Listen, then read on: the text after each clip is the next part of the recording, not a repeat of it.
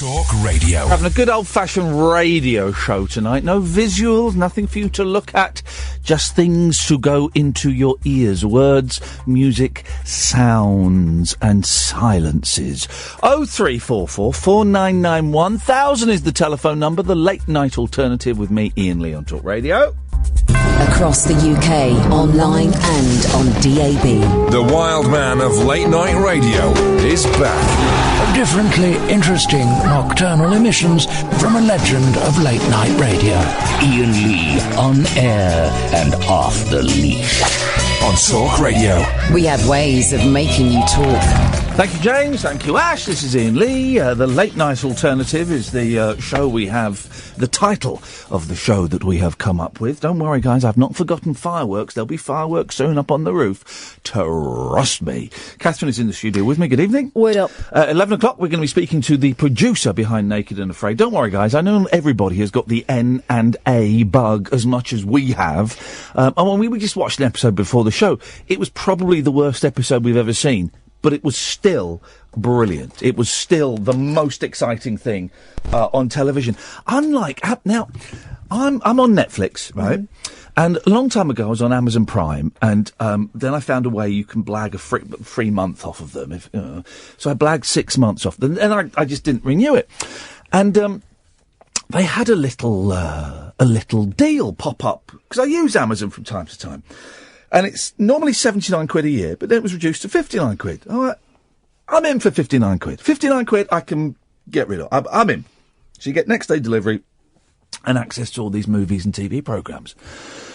But boy, oh boy, in the 3 days since I've signed up, I have really struggled to find any movies or TV shows worth watching on that channel. It is poor. And it's saying it's worse than Netflix. That's really saying something. I found myself last night when I went home. I couldn't sleep. I went home and I watched the worst film I have ever seen in my life. Oh, you've seen some cats. I've seen some real stinkers. It was, it's Will Ferrell, and I like Will Ferrell. It took me a while to realise I like him, but I do. Don't like Anchorman, I think that's terrible, but I like his kind of sports, he does sports movies, and I enjoy them. And I thought, well, it'll be worth something watching this Will Ferrell film. It's called Get Hard. And it was awful. It was unfunny. It was racist. And it's all about getting, men getting raped in prison. Now, you know, it just feels like such an old-fashioned... OK, you're doing a film about, a guy, a fish out of water, going to prison. Go on, I'll let you have one rape joke. I'll let you have one, in inverted commas, rape joke, right? OK, right. But the whole film was, when you get in prison... And that's just the first guy. And it was just constantly... And then he's a rich white guy... And he employs a young, poor black man to educate him as to what life in prison will be like. And so what? This is before he goes in. He's training. Yeah. He's training. He pays a black guy to a comedian called Kevin Hart, who I've never heard of before. Right. But it's tiny, and I'm sure he's great. And it's the M word pops on there. It felt like something from the late 70s. I think America is behind us on the race thing, and that is saying something. No, I don't think so. It's a massive deal over there, isn't it? Well, you saw how offended Keith and the girl got when I said Chinaman. So, you could cut the atmosphere with a knife after I said that. Keith looked at me and said, there was a silence, literally about 5 seconds.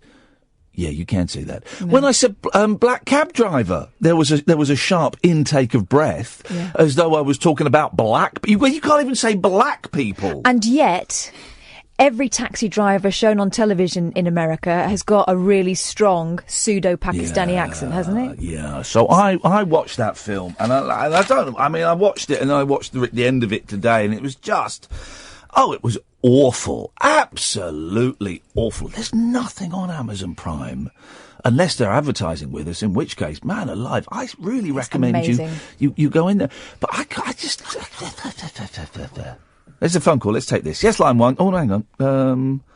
Line 1, you're on the wireless. Good evening, Ian. Ah, Philip, I set up the bat signal by talking about television. Naked and Afraid. Yes. I've watched a couple of shows of it. It's good, isn't it? Well, I think I must be honest, I'm a bit cynical, really. Having, what's going on behind the scenes, you see. What do you mean, like shagging and stuff? I watched the one where they were on the island on Fiji. Have you seen that one? Yes. Yes.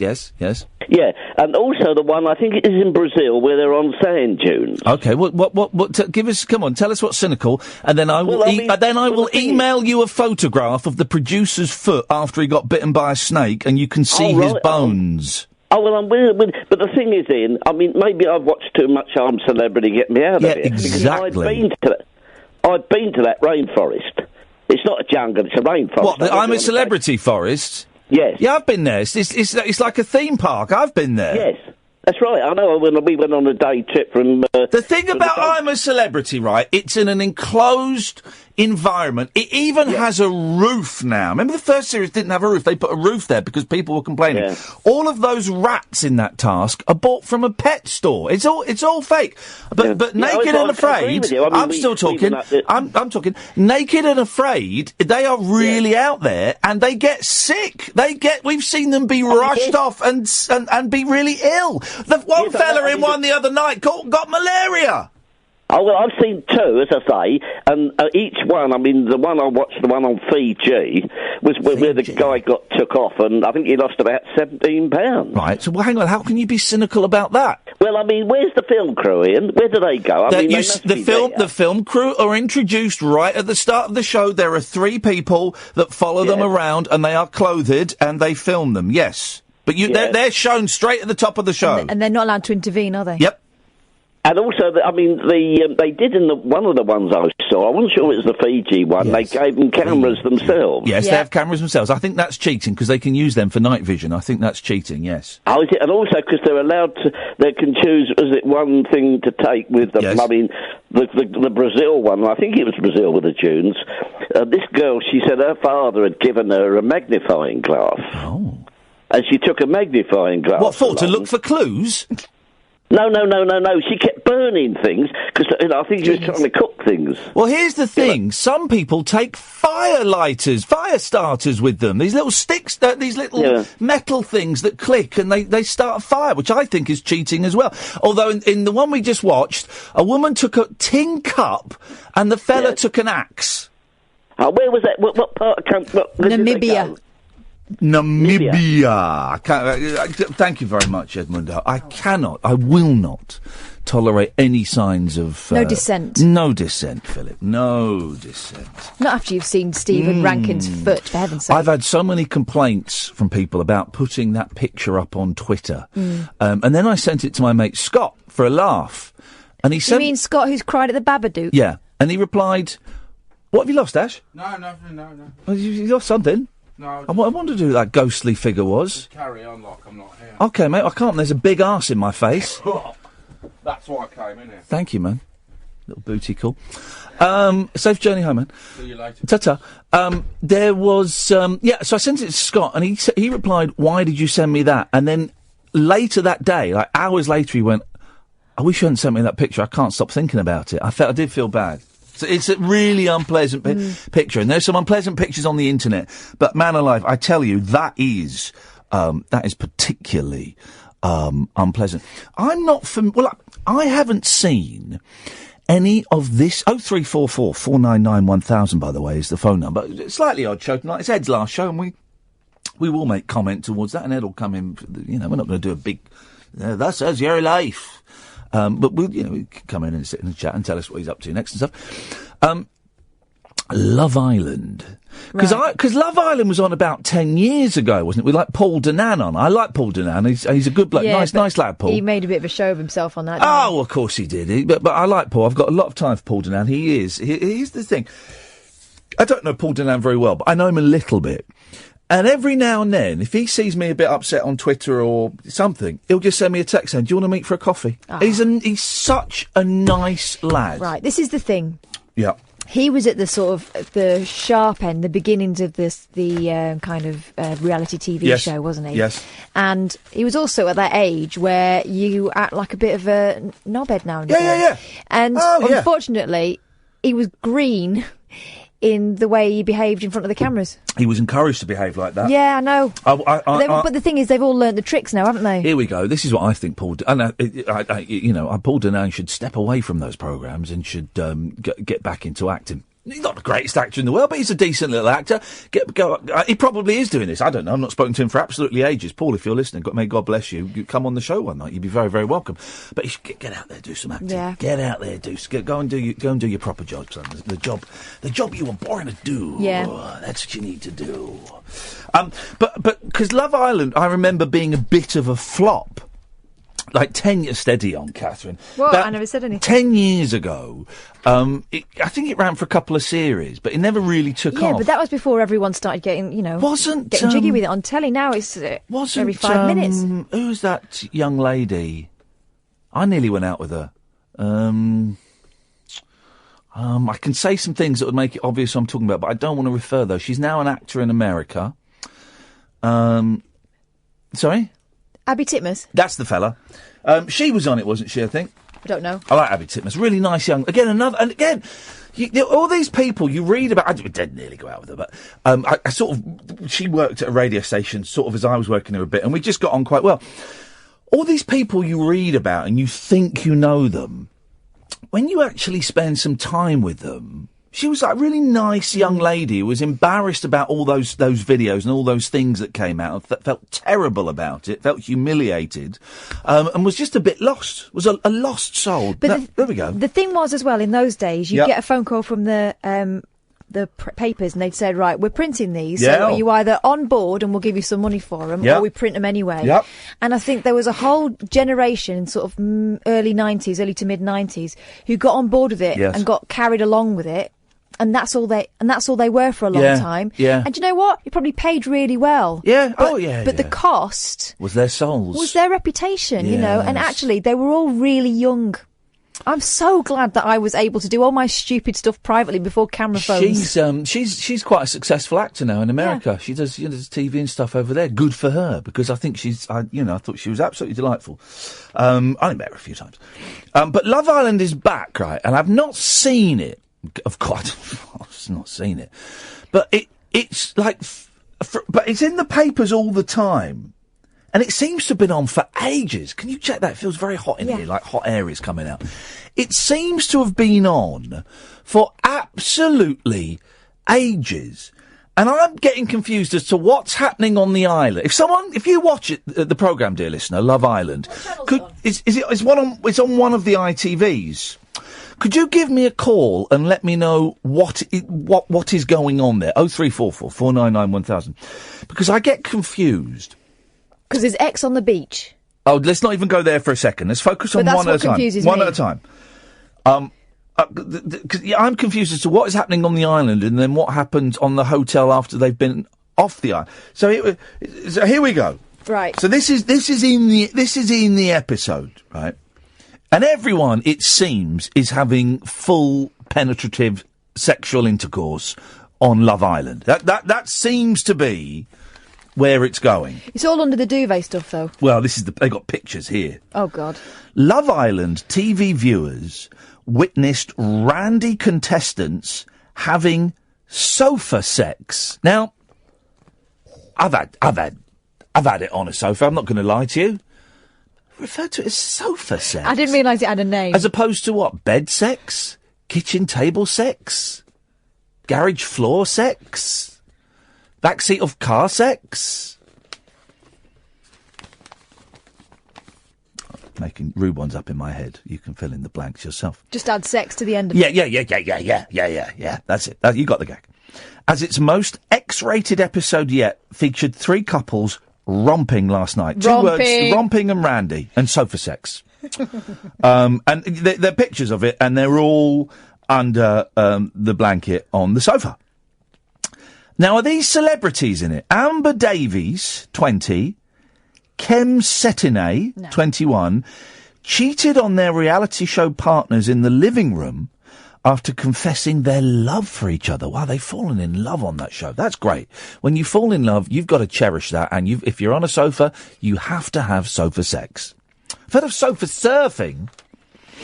I think it's similar. In another... It's more like bodyboarding. In another explicit scene, Olivia Atwood, 26, performed a sex act on Chris Hughes, 24, under the covers in their bedroom. Their mums and dads must be so proud of those kids. So proud. Our Chris is an actor. So proud of those kids. A sex actor. A sactor. And fellow Islanders... Montana Brown, 21, and Alex Beattie, 22, got steamy in the private room, called The Hideaway, as ratings for the ITV2 show soared to record levels. And this is the thing, there's things, the story in the paper the other day about Big Brother losing viewers, and I don't know how true that is, I've not looked at the numbers. And that's because they're not having sex.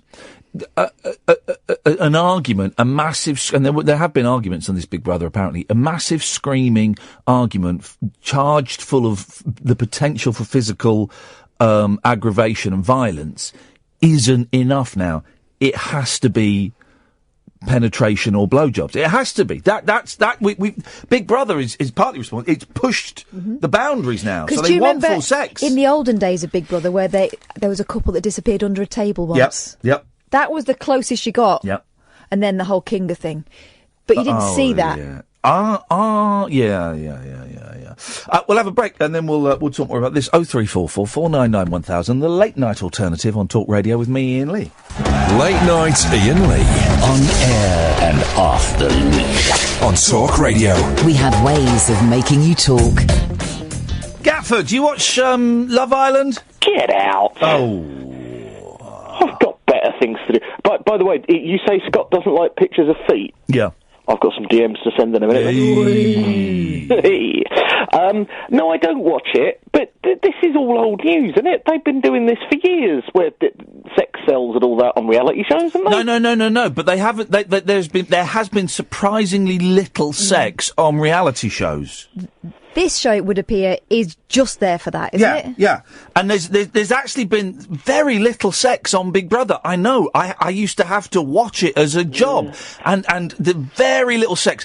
Occasionally, I remember, and I've not watched it for a couple of years on Big Brother, but I remember 2 years ago, 3 years ago, there was excitement because it looked like someone might have been giving someone a blowjob under a duvet, but we weren't quite sure. But that was probably what happened. But that was it. That was the closest they ever got. That was the thing. And I remember for years, Big Brother was pushing the boundary of the contestants, and in the audition tapes, the contestants would go, "Well, if there's a fit bloke on there, I don't mind having sex with him on TV," and then it never ever happened. In the audition tape. In the audition tape, they make themselves out to be either the greatest or the worst person alive. You're just contradicting yourself now because you're saying that sex is all over reality TV and has been for years, and it hasn't. Well, no, but do you remember they did a Big Brother? Wasn't like a younger person's version, but they didn't televise it.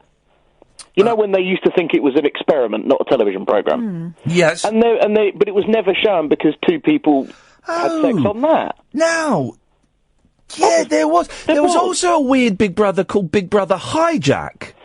Where it didn't run it was only for a few weeks, but then a celebrity would hijack it. Yeah. And they could control the housemates. And I know this because my friend Mackenzie was one of the hijackers, and also my friend Paul Garner got sent in as an insane cameraman, a cameraman that had gone crazy.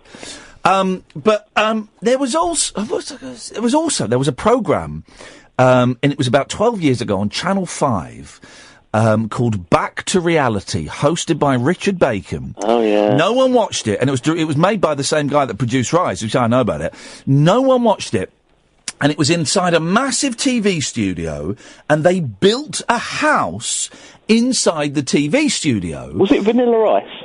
No, it was, I don't know, it was basically the most famous people from from reality shows up until that point. So Nasty Nick and Jade were in there. Brian and... No, but then it was people from other shows as well. And the thing was, it was boring. Mm-hmm.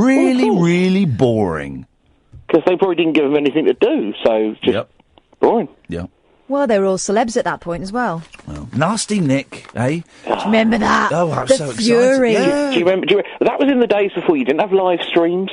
No, incorrect. Stop the clock. Stop the clock. Stop the clock. Stop the clock. You had live streams of that, but only online. Yeah. You did that first series. There was live feed, but it was only you had to log into a computer to watch it. And can anyone remember what was so nasty about Nasty Nick? What did he do? He wrote down some names on a bit of paper and suggested who voted for who. He passed some notes. He's also a weirdo. I've met him many. I mean, he's a nice bloke, but a weirdo. He was also he lied about things, didn't he? In there. Yeah, but they all do it now. Yeah, I know, that's the thing, but in the beginning it was new. Okay, let's play a game. Remember Craig being furious with him? Let's play a game. Let's see how many people from the very first Big Brother we can name. Right, so... Mel. Nasty Nick. Oh, Mel, I saw her once in B&Q. I thought she was beautiful. Nush? Was Nush in the first one? No, that was later. Bubble. Who was the lady with the... That was later, that wasn't year one. Bubble was the bloke who wore Burberry with a hat, wasn't he? Yeah, I think he's right. There was the Irish lad, Tom. There we go, Tom. How did I remember that? Irish lad, Tom. He's very boring. Yeah. There was the lady with the short hair who then went... Nicola, who went on to make pornographic movies, including one, I think, called Big Bummer. There was an Irish nun. It's a true story. Former nun, wasn't there? She was... No, guys.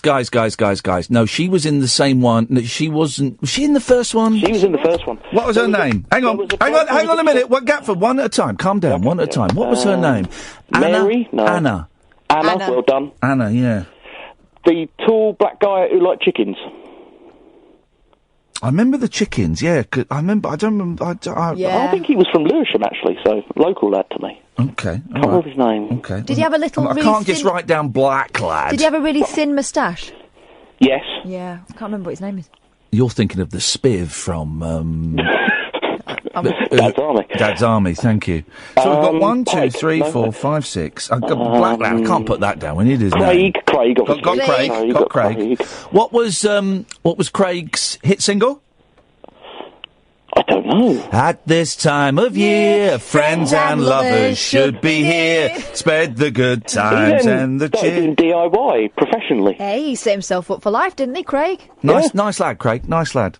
0344 499 1000. We're having a fun game trying to name the contestants from the first Big Brother.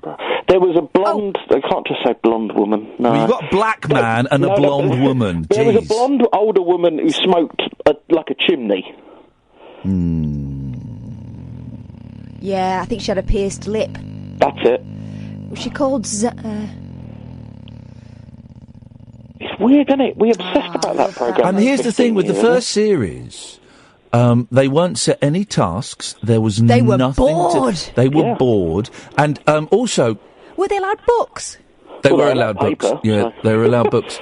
But also, the door was on the side, and it would just get unlocked when they got evicted, and they would all come out and wave. Apart from Craig, where a firework almost went off in his face, didn't it? When he came out and he won, they've set off all the pyro. And then he came out and he said he was giving all the money to charity. I cried when it was the one woman to go and get an operation in America. Yeah. It was his friend's daughter who had Down syndrome. Yeah, gave all the money to her. And we all cried. Isn't that nice? Thanks, Gatford. 0344 499 1000. Here, Alan, you'll know all the contestants from Big Brother 1. Hip, hip, hip. Hip, hip, hip. Who are the contestants on Big Brother 1? We've got Nasty Nick. Order. Hang on. Oh, go on. In the Victor order, Sada. Andrew. Who was Andrew? He was the one that snogged Melanie. Okay, yep. And then there was Caroline, she was a brummie. Yeah, she was the one I was thinking of with the lip ring. You had Nasty Nick. Yep. Nicola. Yep. Tom, with his massive manhood. He was the Irish fella, yeah. He got a boner, didn't he? Yes, then you had Nick's replacement, Claire. Who was Claire? She was the one who came in after Nasty Nick was booted out. Okay, yeah. And then you had Melanie. Yep. Darren. Darren was the black lad. That was the one who loved the chicken. Yeah, we go. Marjorie. There we go, yeah. Yes. Anna. Mm-hmm. Yep. And then Craig. Craig, there we go. We got it. We got the full... And Yep. they were all relatively normal. Yeah. Well, it was because it was classed as a social experiment. Yeah, it was, and because it was unique. It was the first of its kind, and people didn't expect it that it would catapult them to a career. Whereas now they all go in with a thing, don't they? They're all freaks now. now. Crazy. I actually auditioned for Big Brother 1. You don't surprise me, Alan, at all. It was 2004 Yeah. for Series 5. Yeah, and how far did you get? I got as far as the first stage of the audition. Well, that's hardly I was on Big Brother's little brother. Was that the one where they would... A massive fight. No, hang on. Because they got to a point where they realised it was turning into a freak show. So they did a whole series while I was presenting a TV show that talked about it a lot. They did a whole series where it was normal people. John Tickle. Yeah. And that was Series 4. Series 4, and it was really... Big Brother Ball, I'm still talking. It was really, really boring. There was the Asian lad. He was a chef. Goss. I got on really well with Goss. That was the year of the bomb scare. What bomb scare? When the bomb scare happened on the Friday, and they had the eviction on the Saturday. A bomb scare at the Big Brother house? Yeah. Flip it, okay, doesn't that seem pertinent? I like Goss. I got on well with Goss. Used to hang out with Goss a bit, actually. He was a nice lad, really nice lad. And on that side of the night, he was the one that was evicted. Well, there you go, Alan. Thank you very much indeed. I knew that gentleman would have it. Yeah, Big Brother 4. He just had normal people in, because it's funny TV, isn't it? Because they realised it was turning into a freak show, so we're going to make it normal again. And what they did was make it boring, man. Boring. 0344 499 1000 is the telephone number. I don't really know what we're talking about, but we're talking, and you're welcome to join us. This is the Late Night Alternative. Good evening, my name is Iain Lee. You're listening to Talk Radio. Late Night, Iain Lee on Talk Radio. We have ways of making you talk. By the way, we'll go back to, it seems to be talking about reality TV, just because I'm slightly nonplussed by Love Island. 0344 499 1000. By the way, guys, we're getting new listeners all the time, and we're getting new followers on Twitter, loads of people from America following us, people listening all over the world. Fantastic. You can call in from all over the world. I'll give you the international phone number in a bit, but you can probably work it out yourselves. But we're sat here talking about this stuff. You are welcome to chip in to the conversation or call in about anything else you want. This isn't one of those shows where you sit and go, well, I really want to talk to them about something, but they're not covering that topic. We'll talk about anything. You phone up, we'll have a chat. Here's something. We're going to Newcastle on Friday. We're doing the Rabbit Hole at the Stand Comedy Club. Catherine and I are recording a show between 5 and 7, Sunday evening in Newcastle, a venue that holds 300 people. We have sold 36 tickets. Because we're very choosy. No. Because you're very choosy. Because people don't like us. So if you want to come, there's plenty of tickets left. If you don't mind sitting in bring a blanket, there'll be a draft in there. But Sunday, they're only a tenner. Just Google the Stand Rabbit Hole Iain Lee and the tickets will pop up. But on Friday, we're planning on doing the show from a listener's house, as we have done before in Edinburgh and in Manchester. And we may be doing it again in Manchester at the end of the month. But we had a bloke called Stephen phoned up the other day and said, yeah, you can come and do it. And he never got in touch. You played it very cool with him. He was going to send me an email giving me his he's not got in touch. So we haven't, and it just dawned on me today. Today's Tuesday. We're doing the show on Friday. We haven't got anywhere in Newcastle to do our radio show from on Friday. Stephen, if you're listening, please, for the love of all that is holy, 0344 499 1000, get in touch. But maybe you're at home in Newcastle thinking, hey, great, they can come to our house. No. All we need is, you need to have internet that we can plug into. Everyone's got internet, and we need to plug into it, and you need to be able to provide tea and coffee, and we'll provide crisps, and we'll bring snacks and a bottle of wine, and we bring gifts. We're good house guests. Yeah. We'll take our shoes off. Catherine is almost house trained. I will just clean up any mess that she leaves behind. Yeah. As I've managed to counter the retching mechanism. But we need If you live in a house or a flat or a shop or you've got a bar or a club or whatever it is in Newcastle, can we come on Friday night and we get there about 9:30 and we leave at 1:01? Can we please come and do our show from your place in Newcastle? Or I'd say it's a 5-hour drive up there, but we'll happily travel 25, 30 miles outside of Newcastle. Okay, so if you're kind of in the region, 0344 499 1000, please. We don't mind if you've got pets. We don't mind. The last place we went to, it was a couple, and she, I don't want to say she hated the show, but she really didn't like the show. The lady part of the couple. The gentleman was a huge fan, and she kind of let him. She was a huge fan of him. Yeah, she was a huge. They were really, really nice, and it was a lovely night. And we just come and we set up and we plug it. We've got this little thing we plug into your internet, and we do the show. And you can be on the show if you want. You can take pictures. You can film it. Don't have to be on the show if you want. It's kind of cool. But otherwise, we're screwed. Otherwise, there's no show on Friday. That's all I can say.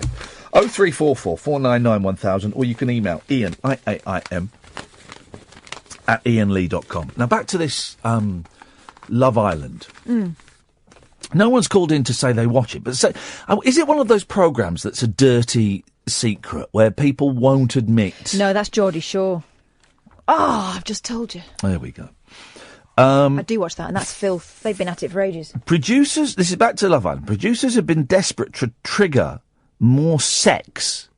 Producers have been desperate to trigger more sex after separating Listen to this sentence. This is what we've come to as a society. Producers had been desperate to trigger more sex after separating couples for 48 hours to increase their lust for each other. Oh. Sweet Lord. A TV insider said, in other words, we made this up. Love Island bosses are delighted with the results. The housemates are now romping all over the place. No one says romping out loud, do they? There was a concern over the lack of sexual action on the show this year, leaving the girls with a bunch of new blokes while the male islanders live for 2 days with a fresh batch of females. Has turned out to be a genius move. Does anyone else think this language sounds like something from a wildlife programme? A fresh batch of females? I tell you what's genius, right? Brian Wilson's a genius, right? Picasso is a genius, right? Leonardo DiCaprio, not DiCaprio, Da Vinci. No, both of those gentlemen are genii. Putting some guys with some women on an island and making them hump is not genius. It's not genius. It's called Magaluf. They've resisted temptation, and the couples couldn't keep their hands off each other after being reunited.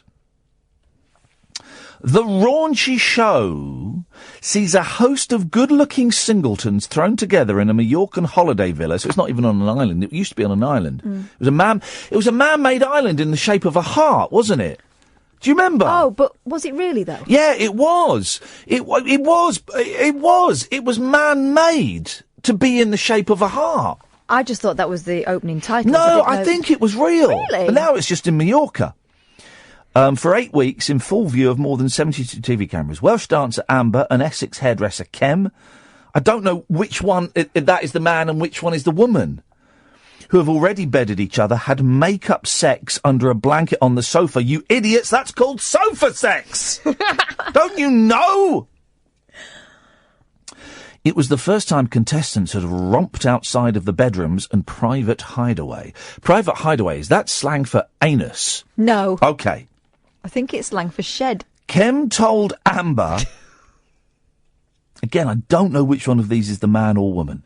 I am actually in love with you. Oh. I've never felt like this before. I love you so much. I'm not going to denigrate or degrade our feelings for each other by trying to have intercourse with you on a tacky reality show.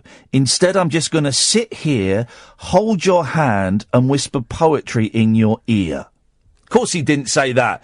He said, I'm in love with you. Get down on that. Oh, God. Amber replied, Right now in my head and my mind, we are going to work 100%. Oh. In her head and her mind. Montana and Alex also got frisky under the sheets. Here we go. We've all been here, guys. But resisted temptation to have sex. Blue balls. Blue balls. Dry humping, blue balls. Hey, listen, Alex. It's got to come out some way. You cannot walk around like that for 8 weeks. You cannot walk around like that for 8 weeks. You've got to do something. Got to do something. This is all very romantic. Isn't it, though? Yeah. Isn't it, though? They're going to be able to tell their kids about this one day, aren't they? How did you and Dad meet? Sofa sex. We had sofa sex on Love Island. We had a show on ITV4. That's where your sister came from. And then we split up. That's why we don't see your dad anymore.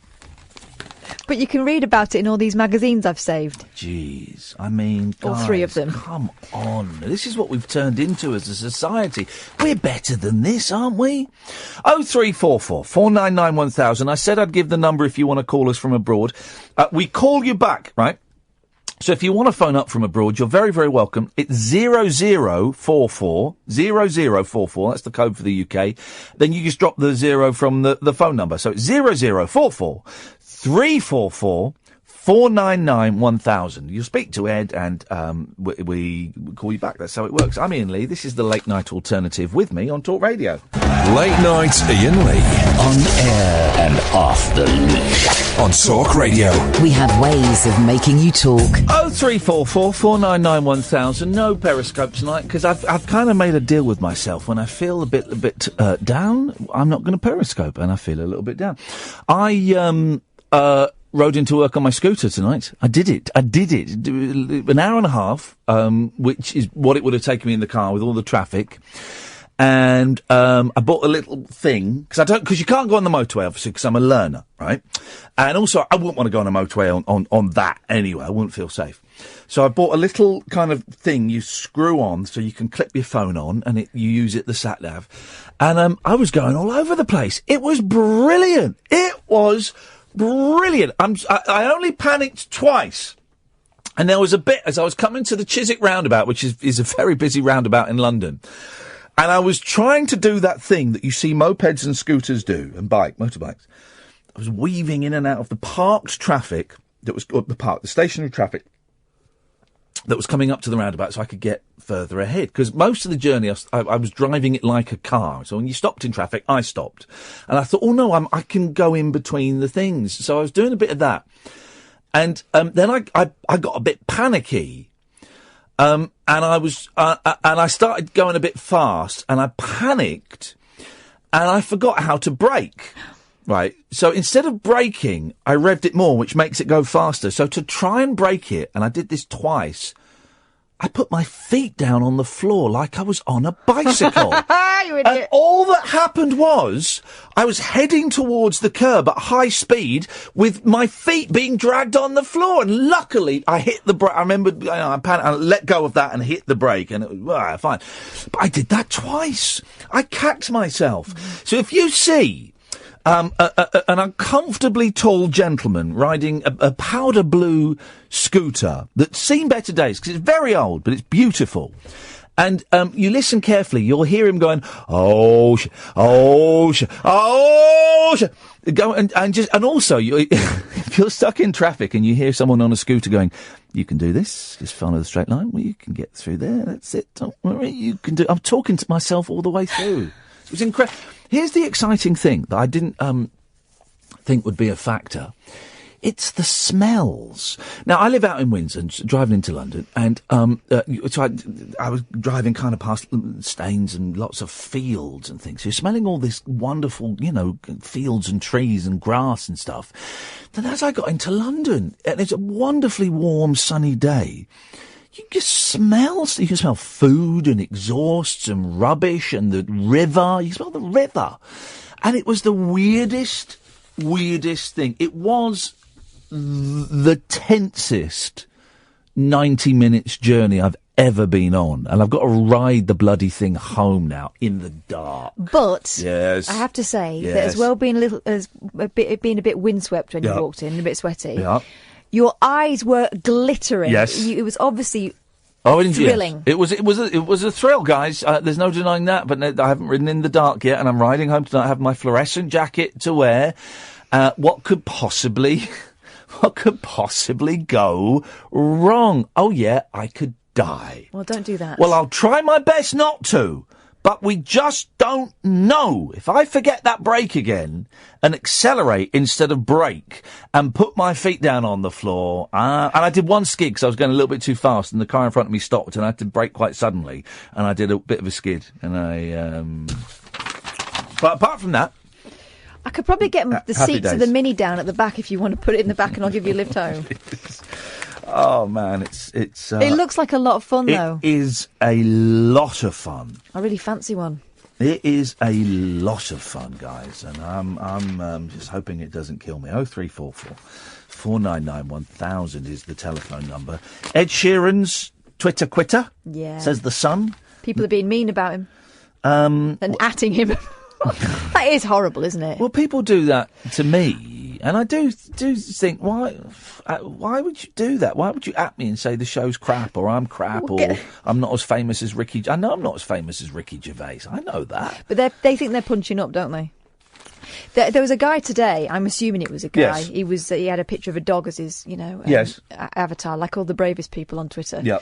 And I tweeted something about your book shambles with Josie Long and Robin Ince. Yes. And I said, this is great, but it will make you buy books. And he responded. Thankfully, I hadn't atted them in it. He responded, about as funny as Piles, I'll pass. Oh. And I looked at his bio. Yeah. And it just said, manners cost nothing. So I replied to him, your bio is hilarious. Yeah. And he went, thanks for noticing. I thought, what was his name? Give me this guy's name. And let's have a look. Let's destroy this guy. Because he didn't get it. He clearly didn't get the fact I was saying he was rude. Let's take this guy down to a little place I like to call Chinese Town. Let me see. Trolls have forced Ed Sheeran to quit Twitter. The Glastonbury... I wish everybody... But I hate Twitter, as you know. And I have a pretty... The Glastonbury headliner and chart record breaker, in case you wondered who Ed Sheeran was, said a constant stream of vile comments have been bringing him down. He told The Sun, I've actually come off Twitter completely. I can't read it. I go on it and there's nothing but people saying mean things. Twitter's a platform for that. One comment ruins your day, but that's why I've come off it. The head F, for me, has been trying to work out why people dislike me so much. Well, I've got one or two reasons, but... Ed's Instagram account will automatically generate tweets. The 26-year-old Shape of You singer said he instead gets his reality checks from close friends and family. He explained, I have people like my dad who will have a conversation with me.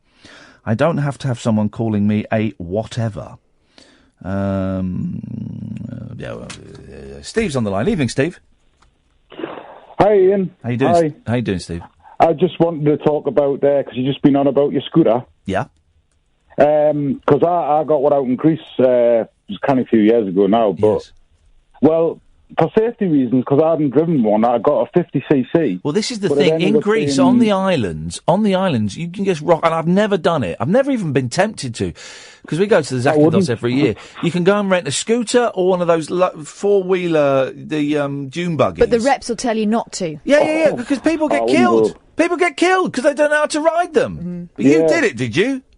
Well, I got a 50cc because I was trying to act safe. I thought, I'll not get a powerful one. Yes. But it was more dangerous because I got stuck halfway up a hill, so I had to take it back because it was actually a danger. Yeah. And get, one of those big sort of black ones. But I wanted one that was automatic because I thought the gears... You didn't have to. Going to be more dangerous. You could have rented a car...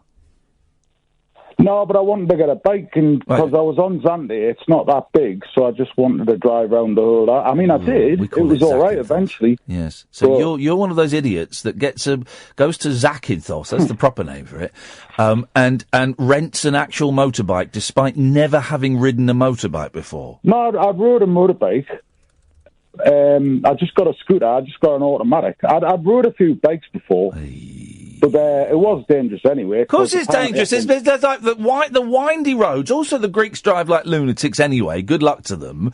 I just can't understand why you'd want to do that and why you wouldn't just go and hire a car. Well, I wanted to do something different because I was on holiday. You wanted to. You wanted to put. When I go on holiday, Steve, I always want to put my life at risk. Otherwise, it doesn't really feel like a holiday. Yeah, but you're doing this in England.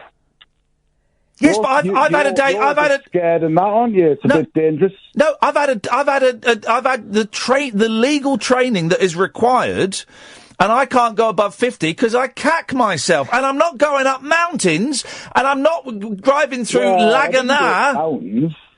Yeah, but you did forget where the brake was and nearly crashed. Well, exactly. So that's why. Well, all right, Steve. Then you've got one over on me. Well done. But you do see these idiots, and it's these idiots that get these dune buggies and these motorbikes, and they ain't got a clue. And also, they ride around when it's blokes topless, sunburn, beautiful. Serves you right. Then they go to Laganas. It's awful. I know, I've been. Oh, it's flipping awful. It is. We stayed in Alicante. All the dregs, all of the... my worst thing is to get to the island, you've got to fly via EasyJet, which is great. I like EasyJet, right? But the flight is about 6 o'clock in the morning. I think there might be a few more flights now, but it used to be you had to get the flight at 6 o'clock in the morning. And, of course, it's full of stags and hens. You know, wearing T-shirts like dump and... Dump. I've genuinely seen that on a T-shirt. Yeah. Wow. Just remembering, you're whispering, you actually say the word out loud. I mouth it, and you say the word. So don't do that. Let me do that for us. Okay, do it again then. No. Dump. You animal. And here's the thing. Right?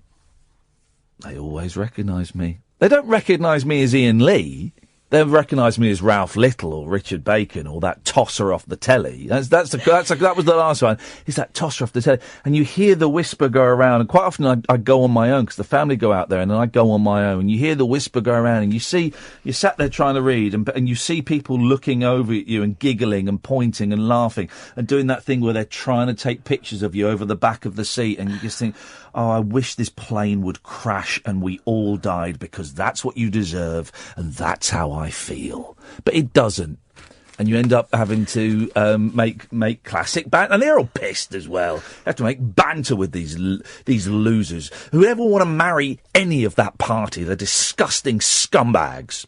Cleo. Hello, Bean. How are you? Good, thank you, boss. What you got? I have a possible venue. Oh, yeah? For Friday. Yeah. It's a coffee shop called Pop Rex. Have you spoken to them? I have. And what have they said? Their internet is good, and they will be happy for and me they'll be open at 10 o'clock at night until 1 o'clock in the morning? Well, I've just spoken to the owner, and he said he'd open up. Really? Yeah. That sounds a bit suspicious. It's called Davy Harper. He's from the band Frankie and the Heartstrings. What? Don't say that as though that's a famous band that everyone's heard of. I think the indie clan has heard of them. No, they haven't. No one's heard of Frankie and the Heartstrings. No, literally no one has heard of Frankie and the... No one's heard of Frankie and the Heartstrings. I bet you they have. I bet you they haven't. I bet you they have. Well, I bet they haven't. What was he in the... You mentioned the Futureheads. I've heard of them. Was he in the Futureheads? One of them was, yes. One of who? One of the Frankie and the Heartstrings lot was. But the guy that runs the cafe? They're all a big clan. They're like, it's borderline incestuous. I don't want to get involved in an incestuous scene. I don't want any... Not even for the weekend. Oh, no.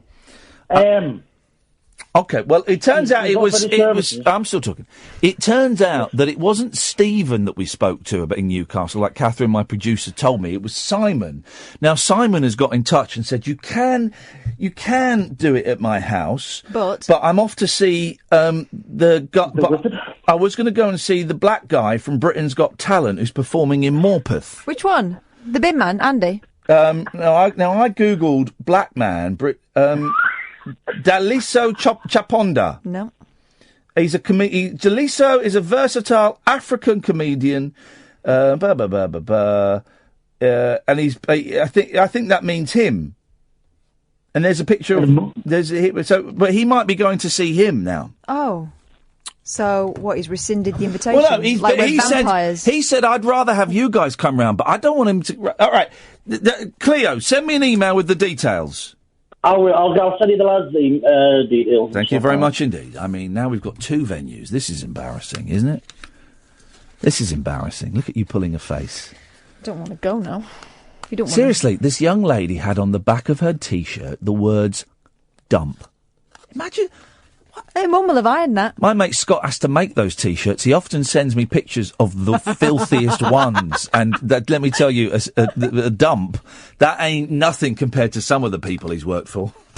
Talk Radio. And we're going to speak to the actual producer of Naked and Afraid, a show I'm obsessed with. You can still call in, though, dear. We're having a nice laid-back Tuesday evening vibe. I think we can get away with that. Why the hell not? There's no show like it. We are the late-night alternative with me, Iain Lee, on Talk Radio. Across the UK, online and on DAB. Get an earful of unusual nocturnal emissions with radio's Lord of Misrule, Iain Lee. No relation, thank God. Unfiltered night talk with the original king of unconventional conversation. Late night Iain Lee on Talk Radio. We have ways of making you talk. Hey, dear listener, welcome to the show. Iain Lee, the late night alternative.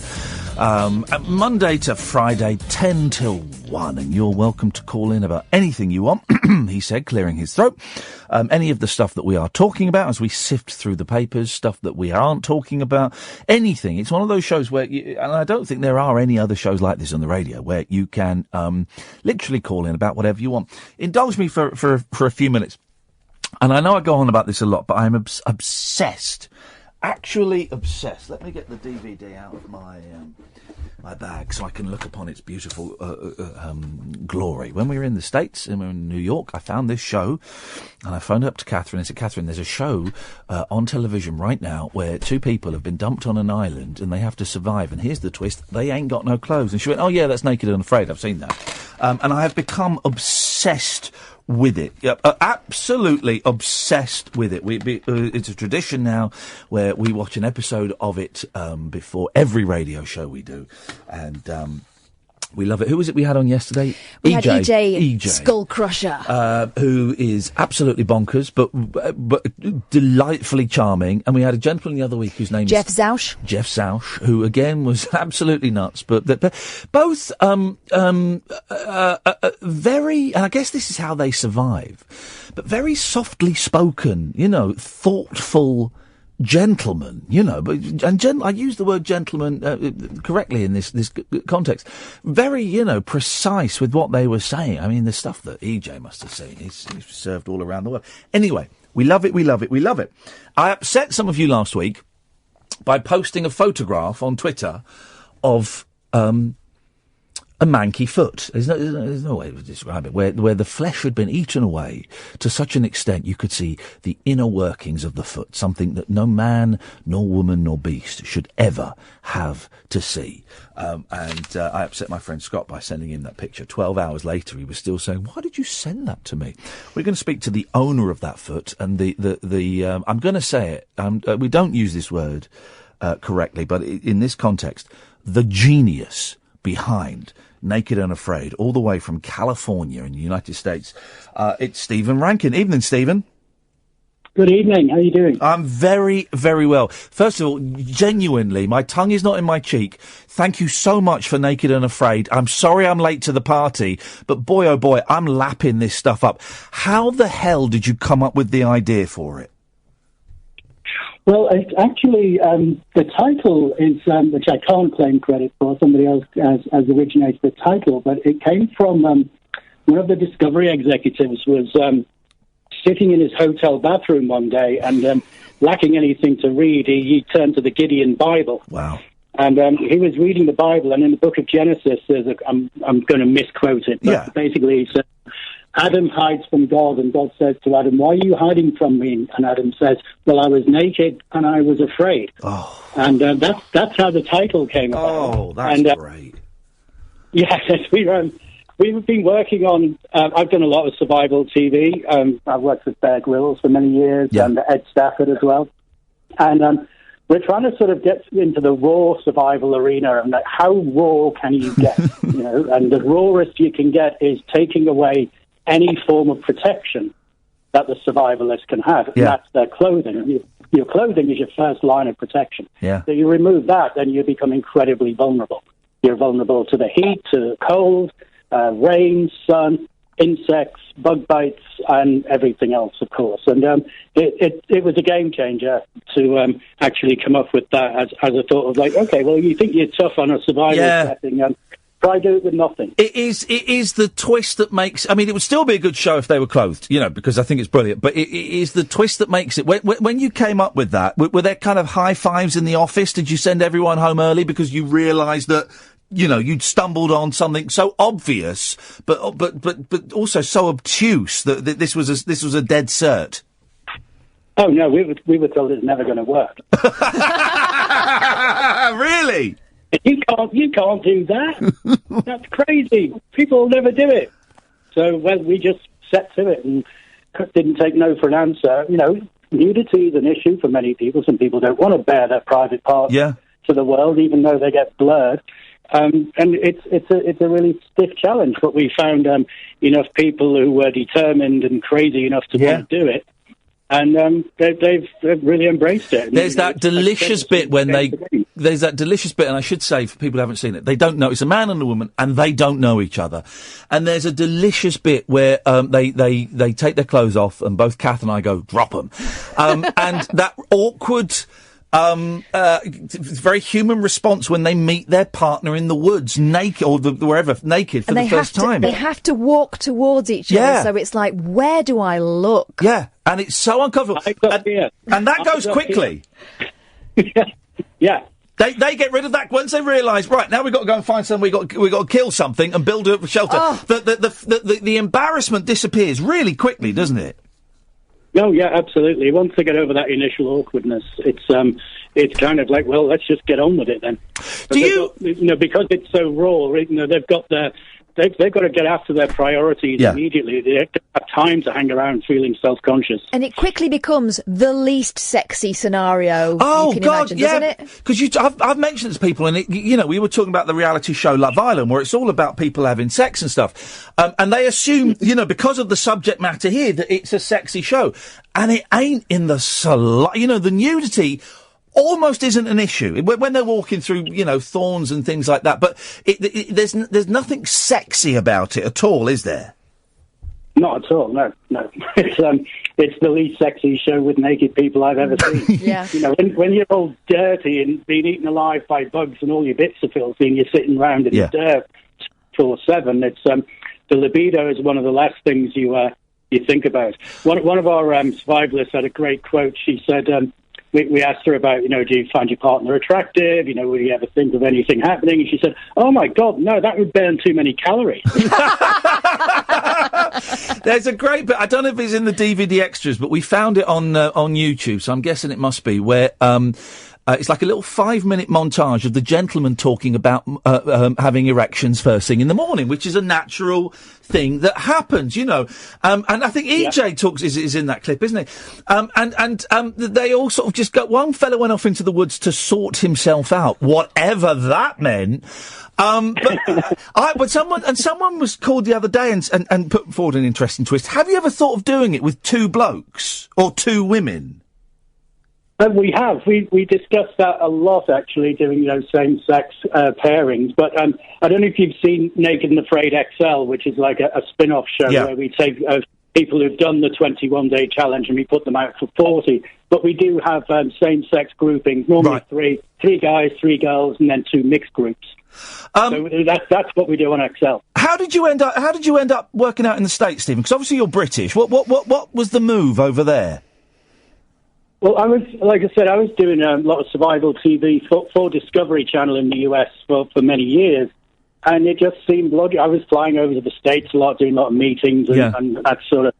And I just got talking to the people at Discovery, and they said, "Well, do you want to come over here and work? Wow, you'd enjoy it." So The sunshine's nice. It's a lovely day in Los Angeles today. How long you been over there for, Stephen?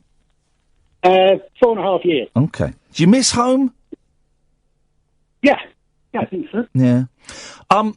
Tell us about the foot, because we had a caller earlier on today saying, I wonder just how set up this show is. And if anyone has seen more than a couple of episodes, you know, if you see someone running on set wearing clothes, you know there's trouble. The people get poisoned, they eat the wrong thing, they drink the wrong thing, and people get rushed off and taken to hospital. So it is properly dangerous. And you know this firsthand, or here comes the joke, first foot, because you got bitten. It was a snake, wasn't it? Yeah. What happened? It was quite early on in the run. Yeah, it was. Actually became the premiere episode, but it was the 4th episode that we'd shot. Yeah. This is in 2013. And we were scouting in Costa Rica. And it was the first day of the scouts. I'd just flown in from our previous location, and we were out in the jungle. And it was a beautiful morning. Sun, bright sun, tropical heat. It was nice, cool of the day. It hadn't got crazy hot. And we were hiking through this side of this big river valley, and there was lots of fallen trees and thorny palm trees and stuff like that.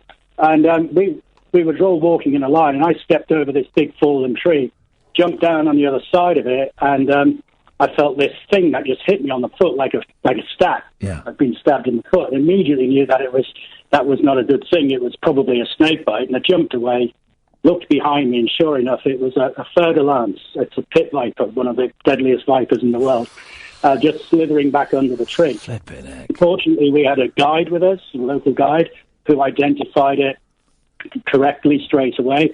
And it was like, oh, that's not good. So we had to hike out. We weren't on a trail or anything, so we had to hike out for about 20 minutes. Oh, mate. And my colleagues then cut some tree poles, lashed together our ponchos and our backpacks, and they carried me for a couple of miles down a trail to a track. Got met by a vehicle. They transferred me back to the lodge, and then the helicopter met me and flew me to San Jose, to the capital of Costa Rica, and into hospital. I mean, it was clearly that, sometimes a snake will give you a dry bite where they don't inject the venom. But this had clearly got some venom into me, because the pain just became absolutely unbearable, the worst pain I'd ever experienced in my life, which started in my foot and then just sort of went all the way up my leg. Oh, man. So, yeah, it was brutal. It was the worst experience of my life. As I'm talking to you, I'm Googling pictures of your foot. And here's one when it was the bite near the ankle? It was on top of the instep. Right, okay. And the first picture, you're there's kind of a big grey bubbling mess. And then we've seen the picture where the flesh. I apologise to anyone. I did get told off on Twitter for tweeting this. The flesh comes away. We see inside your foot. It's incredible. Were you worried you were going to lose the foot? Oh yeah. Well, that was a possibility, was it? Very much so. Or the whole leg. I mean, I was lucky. I got out of there, by the time I was admitted to hospital, it was about 2 hours. Yeah. But I had to walk through the jungle, which you're not supposed to do when you get bitten by a snake. You've got to stay very still and calm. Right. But I had to jump my way out of it. And when the doctors treated me, I thought it was going to be okay, because they got to me quickly. They gave me the antivenom and pumped me full of meds. And it was 6 days in before the doctor noticed that the necrosis, the venom of the snake, it's a hemotoxic venom, and basically rots your flesh from within. And they made sure they got me treated quickly enough so it didn't affect my internal organs. But the local site where it was bitten, that necrosis started straight away. And so you see those lumpy blisters, and that's kind of normal for envenomation. Right. But the blisters popped and then they drained out. But then on the 6th day, the doctor's checking my leg, which was swollen up twice its size. And he sniffs my foot. He's like, "Oh, that's not good. You better get you to the operating theatre straight away." Your foot was dying? Oh, crap. Here we go. Wow. So they wheeled me down to the theatre, and I came to a few hours later. And I remember this was the real scary bit, looking down the bottom of the bed to see if there were 2 bumps there. Yeah, wow. Because I thought it'd be one bump. Fortunately, there were two. So they kept my foot, but they had to cut away and wash away all the decayed flesh. It was like, basically gangrenous. And it is basically, I describe it, I'm not going to tweet it again, but basically the whole instep has gone and gone up the side past the ankle. It's gone, and you can see, I guess, meat, and I'm assuming those white things are tendons that you can see. I can see a picture where they've done a skin graft. Where did they get that much skin from? It's muscle. They took part of my left thigh and stapled it onto my foot. So I've now got a bionic left foot. Good for you. And that was a few years ago. How is the foot now? Is the foot fine now, or is it you still got problems? Yeah, it's great. Yeah, the foot's got an agent. You're a medical miracle. Do you know that? How the hell... I've done TV and stuff, and the health and safety and the forms you have to tick now just to go and climb up a flipping ladder. How the hell, with that foot and with your history, how do you get it signed off that members of the public get to go and, sleep in caves where there are black widow spiders, there are these snakes, there are all kinds of things around. How does it? What hoops do people have to jump through? Well, obviously we do a very thorough, very comprehensive risk assessment before we go in. But this is part of the way we made the show. Is that we can't eliminate risk. We can only minimise it as much as we can. And we do have a doctor on location 24/7. We have two doctors who do a rotation, 12-hour shifts. So they're on set all the time. So if anything happens, we can make sure that we can evacuate a casualty really quickly. Yeah. We always choose the location so that we know that we can get them out of there in a hurry. Yeah. But that will require, carrying a casualty, getting them onto a road and then to a helicopter. And we always have a helicopter evacuation plan in place for if anything goes wrong. So we know we've got a 2-3 hour window before we can get anybody to safety. And so that's part. There is a small film crew there, and they're introduced. This is what I love about the show. It's really transparent. There is a small film crew there, and that's never, they're introduced at the top of the show, and that's not hidden at all. And they're not allowed to get involved. But there must be moments when they see, a contestant, I use that term loosely, but about to do something really, really stupid, like drink the wrong water or eat the wrong thing. There must be a temptation for the guy with the camera to go, "Don't do that. No, don't do that." Is there any involvement? Well, we do speak to them. We will, if they're going to do something absolutely insane, then we will actually intervene if they're going to put their lives in danger. Yeah. But we tell our cast members exactly that.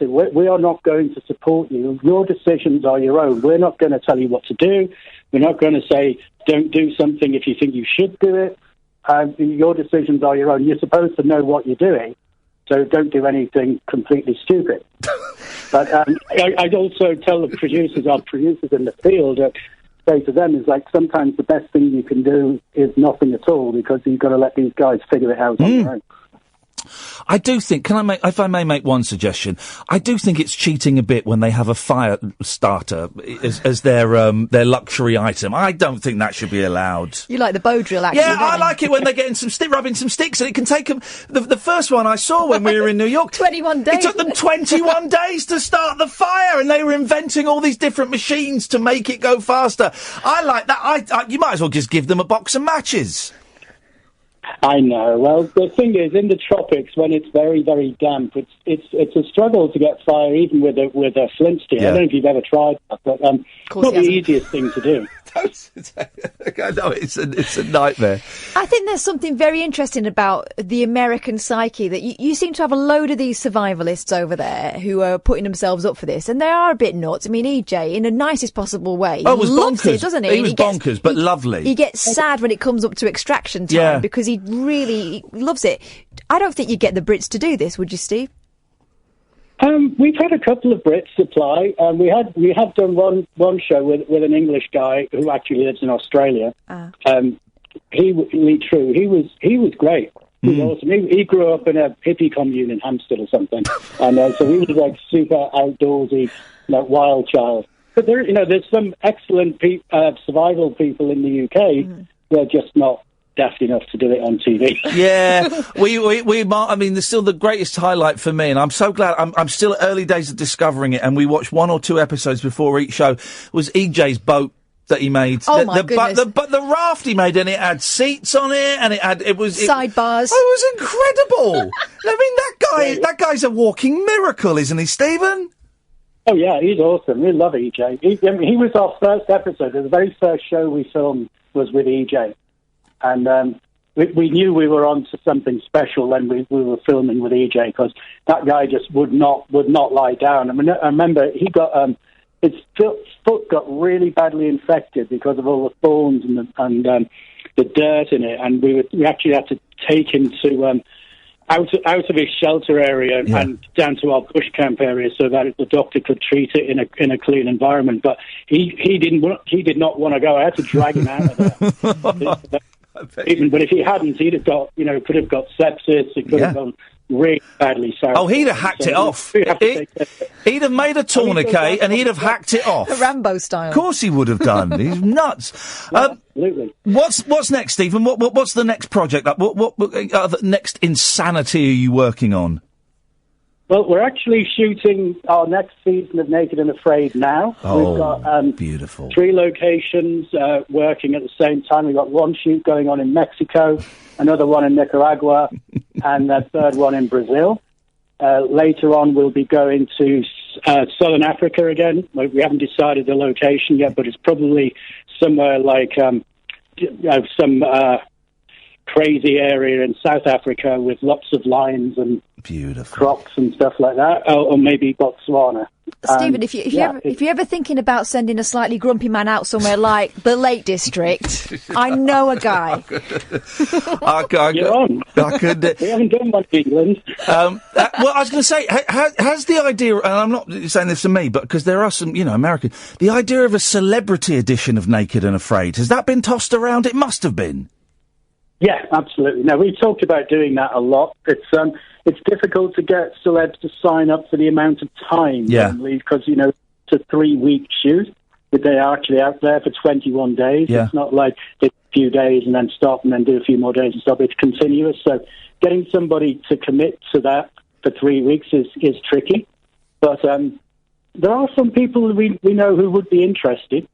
But it's, and again, nudity for a celeb is an issue. Yeah. Especially, even though you won't see any of it, it's blurring. You know what it's like dealing with A-listers or even B-listers. They have their own requirements. And you don't get the entourage, you don't get the manager, and you don't get the riders on set day. There's no blue M&Ms. Or a bum double. Well, yeah, make my pixelation bigger, please. People do ask for that. Guys have asked for bigger blurs. Oh, Stephen, I'm so glad we got to talk. Thank you so much for this. I honestly, I just think it is such a good show. And I'm going to go and I want to try and start a fire with my clothes on, but I want to do the rubbing of the... For starters. For starters. Stephen, listen, anytime you want to come on the show and talk about any projects, you're more than welcome. And thank you so much for Naked and Afraid. We absolutely love it. Thanks very much. Great talking to you, and anytime. Nice one, Stephen. Thank you, mate. There we go. Stephen Rankin, the producer. Bloke. They've all been nice people with this show. What's going on? I know that he wouldn't have answered it. I did want to say, who are the celebrities you've They'd have to be like ex-forces or something. The average celebrity would be too lily-livered to go out What there. Celebrity would you put on Naked and Afraid? Oh, well, you get someone nuts. And the person that springs to mind, just because I saw her on the cover of a magazine yesterday, Roseanne Barr. Because she's nuts. Or Sandra Bernhard. Because they're crazy. And you need a crazy person to go and do it. I love the fact that snake bite was day one of them scouting. Here's the man that comes to my mind. Willem Dafoe. Oh, God, yes. Yeah. Oh, no, Gary Busey. There we go. Busey and Bernhardt, Naked and Afraid. Oh, baby, I can see it. Okay, so here we go. If we're going to do the Lake District version. Yes. You want someone... because they're going to be spearing rabbits. Can you imagine? Ken Barlow. I bet he's nuts. Ken the end of day one, he'd have the war paint over his face with a spear. day 28. It's been over for a weekend. Come out. 0344. Thanks for sorting out, Kath. I love that. What a nice man. Honestly, don't worry, listeners. We're going to ease off on the Naked and Afraid a bit because I know that not everyone digs it, but it's my little thing at the moment. 0344 499 1000. The late night alternative with me, Iain Lee, on Talk Radio. Late night Iain Lee. On air and off the leash. On Talk Radio. We have ways of making you talk. I enjoyed that. What a nice bloke. Good evening, dear listener. It's laid back. Late night alternative this evening. No Periscope. Let me just take the top of my head off for 30 seconds. Indulge me. I felt absolutely been awful today. Terrible. I changed my dosage of metazapine ever so slightly, which meant I slept a lot. I took 2 actually when I should have taken 1. There you go. And I slept so, and I woke up at 11, and I just thought I can't. And then I woke up suddenly. It was 1:45, and I just lay in bed. Tony, I'll come to you in a second. 0344 499 1000. I had no reason to get out of bed today. I had nothing to get out of bed for. And so I just lay in bed. I tried to play a bit of Resident Evil on the Xbox and I wasn't enjoying it, so I stopped it. The most I could do was listen to old episodes of You and Yours on the BBC Radio 4 iPlayer, and I just lay in bed. And then about 3, I managed to sit up in bed thinking, come on, I've got to do something. And I sat up, my feet on the floor for about 20 minutes. Then I got up and had a shower. And then I went and... but honestly, I have found today so hard to just have any inkling as what the purpose is. I'm not saying this because I want sympathy or anything like that at all. Au contraire, I don't. It embarrasses me getting sympathy on Twitter. It embarrasses me. But, today was a really tough day. And that's partly why I rode the scooter in, because I thought I need to do something to, wake up my senses, something I have to focus on. If I drive in the car, I can switch off. I'm listening to the Elvis Costello audiobook and I can switch my head off. I thought if I ride in on the scooter, I have to stay alert and I have to focus, and that's kind of what I need to do. But, I've been since New York. I've been inspired. I've been working hard, and I've been focused. And today, I just felt like, I'm going to say it, and I'm embarrassed because Kath was walking. I felt like I wanted to kill myself. That's what I felt like today. Hi, Kath. Welcome. Welcome to the fun bit of the show. I'm just kind of explaining why there's no Periscope and where my head is today. I was in bed thinking, well, there's no real purpose to any of this. I might have... Anyway, I'm not saying it because I want sympathy or anything on Twitter, because I don't, because that embarrasses me. But that's just where we are.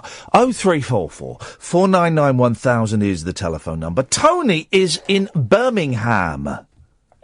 Iain. Tony. How are we doing again? Good to speak to you again. It must be, yes. What have you got for us, Tone? Well, I did have a particular topic, but firstly, it was sad to see that you were feeling that way today. Yeah. And I don't mean that in terms of, I know you're not craving sympathy or anything, no. But it's never nice to hear somebody say they don't want to get out of bed. Yeah. I did drop you a tweet earlier, actually. I don't know if you saw it. You probably get masters. I dropped you a video to watch. Oh, now was this the Christopher Hitchens thing? Yes. No, I didn't, because I very, very rarely, and this isn't you, this is I very rarely click on links. Very, very rarely, just because, I clicked on a link once and it sent me something really horrible. So I very rarely, but no, I didn't watch it, but I appreciate the fact that you took the time to send it to me. And you said it was effective for you when you were feeling a bit low. Absolutely. What is it? What's he talking about in it? Basically, forgetting the crux of the conversation, it's part of a debate he was having with a Christian fundamentalist about something, but putting that aside, it was basically, a conversation, a statement regarding how, the awe-inspiring nature of the universe, and just quite simply what happens in the galaxy and the universe, how we came to be. And it's incredible to listen to, and it really does give you, it's entitled "If You Want to Be Awe-Inspired." Yes. It really is. One thing I personally think helps when you do feel like that, and you're in this little bubble, and you can't really see any way of getting out of bed, and you think, can't be bothered, don't want to know. if you learn, if you take I'm a big believer in sort of education. Teach yourself something you never know before, something you've never learned before, something that you can quite simply not say anything about because you know very little about. And the reason why I sent you that video was just, it really highlights to me, it's something I often watch. It's only sort of 5-6 minute video. It explains, where did we come from? What's happening in the universe? The nature of black holes, the nature of galaxies, the nature of the universe. And it is awe-inspiring. It's something that really puts things in perspective of why we're here, and it's fascinating. And for that, it doesn't work for everyone, but for me, that really does put things in perspective and makes you think, when you're in that sort of bubble... Yes. And it is a bubble, I get that. It is a bubble, I think one of the key things for me, I know different things work for other people, but I think if you can get the way of getting out of that bubble is thinking, well, you're this sort of minute, indiscriminate part of this the suburb of a galaxy of a billion galaxies in the universe, and if you can really look into that, really learn and open your mind and understand the things that are going on around you and far away from you, it does awe-inspire you. It does make you think, do you know what? There's an amazing world we live in. The avenues we've got now for education, for learning new topics, for understanding who we are, it really, really does. And yet they still can't put any good films on Amazon Prime. Because they're all crap. They are! 59 quid I've wasted on that. Look, do you know what, Ian? I called you originally tonight to talk about my discontent having not... Well, that's probably quite arrogant of me, my discontent of not watching a second of Love Island, how much I feel I don't need to understand probably what's going on there, what you were talking about earlier. I remember after the first series of Love Island came out, I remember there was an interview with Stephen Merchant regarding that, and his rebuttal to that was, where is a tsunami when you need one? Well, there you go. Who hosted the first Love Island? Was it Jane Middlemiss? No, she was one of the contestants, and I used to like Jane Middlemiss. Oh, it was celebrities, wasn't it, originally? Yeah, I remember, yeah. So they're not celebrities now, then? No, they're probably people who will no doubt appear on next year's Big Brother, I would have thought. It's a kind of career path, I think, the way they get once now. Big Brother started getting on people that were famous because they'd been on other game shows, television started eating itself. I thought, we don't need that. It's a weird thing, TV. I mean, I often think to myself, does this mean that I've reached the age of 33 and I've become victim elder already? I mean, I often debate that with myself. I think, well, am I at that stage where I am already victim elder, or am I a realist? And I think to myself, the amazing things you can learn and be inspired by. I think it is an age thing. I think it is an age thing. I am saying what my mum and dad would have said about stuff that, and I'm not supposed to like modern pop music because it's not for me. It's for 12-year-old boys and girls, and that's fine. And I'm, and I go, I wish she put a top on and all of that stuff. I think it is partly an age. I think it is an age thing, and that's all right. That's all right. Yeah. No, it is, and there's a part of me that thinks, is this escapism? Why not escape and fill your day with perhaps even if the only thing you're going to get out of it is laughing at people that are simply probably morally worse than you. Yes, maybe that makes you a bad person. However, is it escapism, or is it merely? Is it just me that finds the wonders of the universe far more fascinating, invigorating, and a reason to get out of bed Tony, than watching, people having it on telly? That's just basically what it is. I was actually going to say frolicating. Well, frolicating. Tony? Well, that is very much a victim elder word. Tony, on that frolicating bombshell, we should say thank you for your inspiring words. This is gratefully appreciated and evidence, if we still needed it, that there are indeed nice people out there. 0344 499 1000 is the telephone number. I was going to go somewhere very profound, and I've completely forgotten where it is I was going to go. So, I shan't go there. By the way, guys, the Sun, which owns us, can still criticise it. What the hell are you thinking on page 24, you absolute morons? What's they got? Experts' formula for fit fundaments. Pythagoras theorem for calculating the perfect bum. Oh. It's a theorem that would do ancient Greek maths whiz Pythagoras proud. Ancient Greek maths whiz Pythagoras. If you listen very carefully, you can hear his dusty remains turning in their tomb. Experts say the perfect female bottom scores 0.7 when you divide the waist measurement in inches by the hips. These are the people that bought Talk Radio, guys. Here, Cara Dolman figures which stars fit the formula and rates each for peachiness. Wow. And there's some pictures of some bums. These guys own us now. I can see why Ed's left. His ratio was all wrong. Rosie Huntington Whiteley. Mm-hmm. Of course, Richard Whiteley's former lover. The model and actress has every reason to be rosy-cheeked, with her 24-inch waist and 35-inch hips scoring 0.69, and that scores her 5 peaches. The American model Kendall Jenner is top of the bots with her 24-inch waist and 34-inch hips, generating with a J. A magnificent 0.71. She also gets 5 peaches. How old is she? Is she 18? I don't know. Kelly Brook. The English Rose rises to the challenge with her 28-inch waist and 37-inch hips, producing a very shapely 0.76. She only gets... Kelly Brook only gets 3 peaches. No.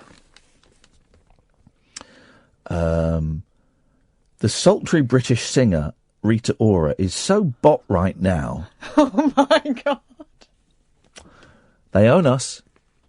Good one, guys. With her 25-inch waist and 35-inch hips, producing a very peachy 0.75 peaches. She's optimum peachage. Emily Ratojowski. Okay. Her surname is a mouthful. Her backside's an eyeful. That's it. Wow.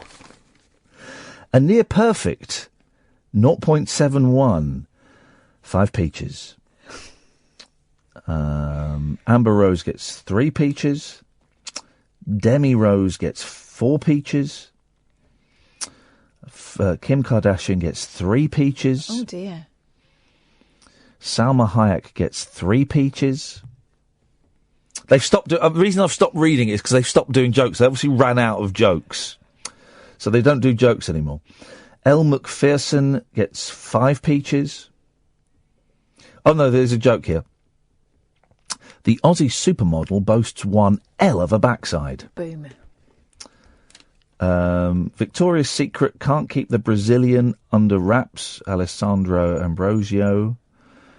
And Jessica Alba gets 5 peaches. So there we go, guys. If you've got issues about your body, don't look at page 24 of The Sun. If you like looking at just the arse of a woman... It's a film, isn't it, with Al Pacino? Just the arse of a woman. You don't want to see the legs or the back or the face or know anything about them. You don't want to talk to her. No. You just want the arse of a woman. Then page 24 of our new Paymasters will keep you happy and satisfied. 0344 499 1000, the late night alternative with me, Iain Lee, on Talk Radio. Late night, Iain Lee on Talk Radio. We have ways of making you talk.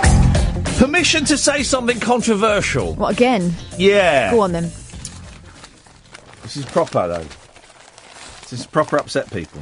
0344 499 1000. Go on. Pride of Britain Awards, right? Mm-hmm. Okay. Just see what you think about this. Coronation Street turned into Nomination Street as it stars backed our Pride of Britain Awards, and the stars of Coronation Street have got an idea of for a group of people that should win an award.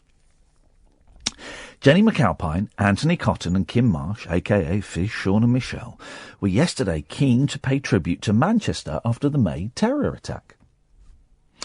Breaking from filming to urge people to nominate everyday heroes, Jenny said, "Manchester has been through a pretty difficult time, and I would nominate a group of people for the Pride of Britain Award. The whole of the city. They deserve an award for coming together in what was the most horrendous of circumstances." The whole of Manchester for Pride of Britain, I mean... Because I can think of some individuals who really, like, for example, the homeless guy who stepped up, and, some of the paramedics who were first on the scene. The whole of Manchester. The whole of Manchester. Because I'm pretty sure our Stephen didn't do anything, but he would definitely go to the party. And I'm not making we're not making light of what happened, and not making light of the Pride of Britain Awards. The first thing was awful. The second thing is great, but the whole of Manchester, that just feels like a really dumb thing. That feels like a dumb thing because then you'd have to have Manchester and London competing against each other, and the winner is Manchester! And Manchester will be celebrating, and London will be, oh no, on top of everything, and now we don't even win. I think Jenny McAlpine's heart is in the right place. God, look at her. Look at Jenny McAlpine there now. I know. That's Fizz, is it? Yeah. Fizz was... I think her heart's in the right place. I get it. But her brain ain't in the right place. I like the Coronation Street guys. When I used to do a breakfast television programme on Channel 4 that no one watched, we would often have the Coronation Street guys on and the EastEnders guys on. And did they fight? Not at the same time. Pretty much all of the Coronation Street people were wonderful. We had Fizz on. Wonderful. We had the young lady that was going out with the boring nurse who now makes cheese in real life. She was an age gap. She was a schoolgirl. Oh, right, yeah. You know her. Martin Platt and we had her on. Saran Jones we had on. Tracy Barlow. Notice how I'm mixing up the real names and the fictional names. Yeah. She's called Kate. Yeah. We didn't have Dev. Never got Dev. And all of them, we had Samia Gardia. All of them without, I think we had Anthony Cotton. All of them without fail were the most delightful, wonderful, charming, thrilled to be there. Where do you want us? How long do you want us for? What can we get? Can we take pictures? Oh, of course you can. Wonderful people. Everyone from EastEnders was well, Mardy. Proper grumpy. Turn up a bit late. What time can we go? Can you get us a coffee, please? It was all that kind of real different vibe to them. And I think it is filming in London where you are open to London's temptations and you get treated like a star, as opposed to filming in Manchester. And I think it's a completely different vibe. I have to say that my only experience of working in television in London was on Crime Watch. Yes. And the Manchester crooks compared to the London crooks. No, what I was going to say to you is, yes, I worked on a reconstruction.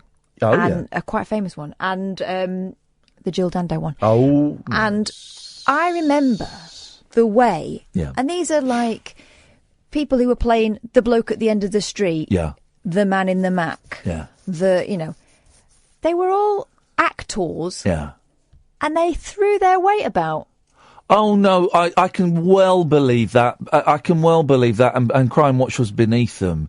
I'm totally sure. But then that's why they were, in inverted commas, only doing Crime Watch, partly because of that attitude. And they would have all studied and trained and Stanislavski and been 3 years at Rome. I would have done all of that.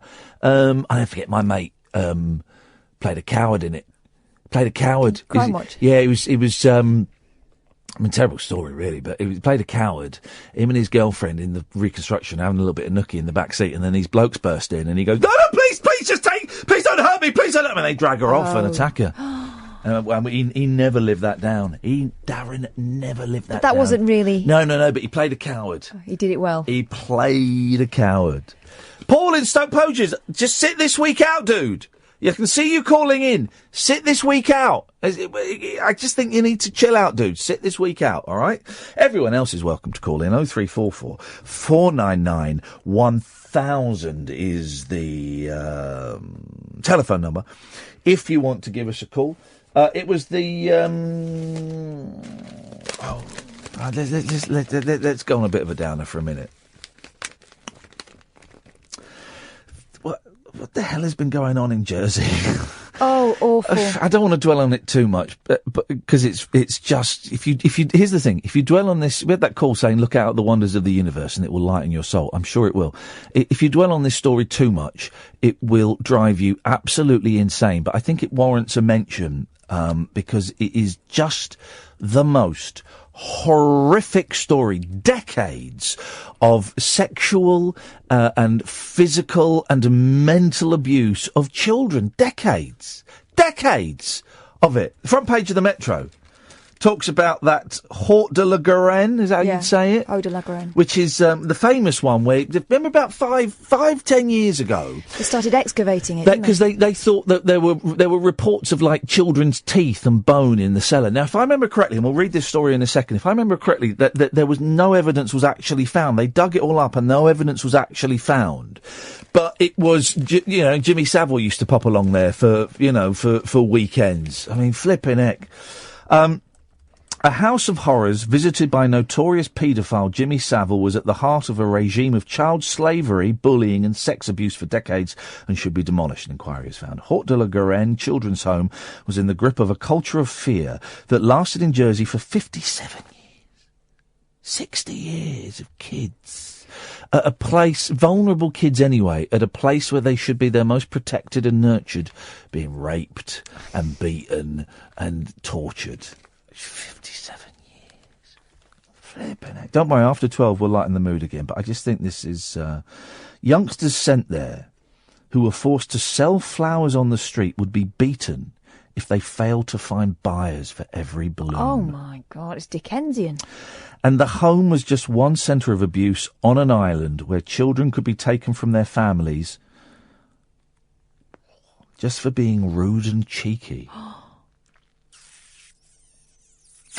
A girl from the church-run Sacré-Cœur home nearby was once whipped so severely she was kept off school for 2 weeks until her injuries healed. Francis Oldham QC continued on page 4. Sorry, guys. I feel this is such a big story that I haven't actually heard enough about this on the radio as I would like to. It's the wrong phrase, but as I think is necessary. Who led the 4-year inquiry said Jersey children may still be at risk of abuse as lessons of the past have not been learned. There can be no doubt, quote from her, that a significant number of children suffered physical abuse, sexual abuse and emotional neglect. We find it deplorable that Jersey has failed to understand its role as corporate parent. Ms Oldham said since 1945, Jersey had cut itself off from care reforms. Complaint procedures were decades behind, leaving abused youngsters powerless to seek help. Here we go. Children were routinely locked in secure rooms, a practice seen as a last resort elsewhere. And at the Blanche Pierre home, managers Alan and Jane Maguire, remember those names of those arseholes, noted down the punishments they used to terrorise children. We find it astonishing that a record of flagrantly abusive punishments was available for inspection, Ms Oldham said. Police carried out excavations at the home in 2008 after reports that part of a child's skull had been discovered. It later turned out to be a coconut. There you go. A man also revealed he was once sent there to dig lime pits, sometimes used to get rid of bodies, but when the holes were uncovered, nothing was found.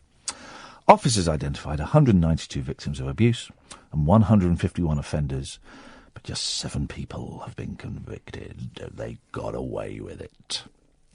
Alan Collins, lawyer for the Jersey Care Leavers Association, paid tribute to the courage of the survivors who gave evidence. The inquiry has thrown down the gauntlet to Jersey's lawmakers and politicians to make child protection fit for the 21st century. This happened. It's not even within living memory, up until a few years ago. It may still be going on somewhere, but they kind of have to say that. And then it goes, there's a Jimmy Savile thing. I don't want to think any more on that. It is just the most horrendous thing. The news recently, this week, the news has been, and it's only Tuesday, has been awful. There's a court case going on about something, and then you get that, and the nut job that was going to do a bomb at an Elton John concert. There's just, he's been sentenced, hasn't he, that guy, I think he's been sentenced to life. Just awful week of news, and it's only Tuesday. What else have we got to look forward to? That story is so heartbreaking, and the Metro doesn't really go into much detail, which is kind of, I listened to a bit of it on Radio 4 the other day, maybe yesterday as I was driving in. I had to switch it off. It might have been either Friday or yesterday, I can't remember. I had to switch it off because it was just so heartbreaking. You know, our kids' ages, that was happening to. Our kids' ages. Do you remember when we were little, there was a huge scandal about the way children were being, quote unquote, looked after in Romania? Yeah. Turns out we weren't that much further on. Imagine. Our kids' ages, they were whipping them. I know. They were locking them up in a room on their own. They were doing all kinds of obscene things to them for their own pleasure. What that? No. And it was happening on British soil. You know, Jersey. It's ours, isn't it? We own that, don't we? It was happening under our watch. And we let it happen under our watch. Arseholes like Jimmy Savile would go there and do it like it was a pick and mix, you know. Awful. The saddest story, guys. And you know what? We're all guilty because it happened under our watch. Oh, man, I'm sorry to bring the mood down. We'll lighten the mood after midnight. I promise. 0344 499 1000. I'm Iain Lee. This is Talk Radio. Talk Radio. Oh, I just been to the Talk Radio website. Some of the bile that spews out of my colleagues. Oh, it's heartbreaking, isn't it? We'll lighten the mood in the last hour, dear listener. 0344 499 1000. Talk Radio. Late night, Iain Lee on Talk Radio. We have ways of making you talk.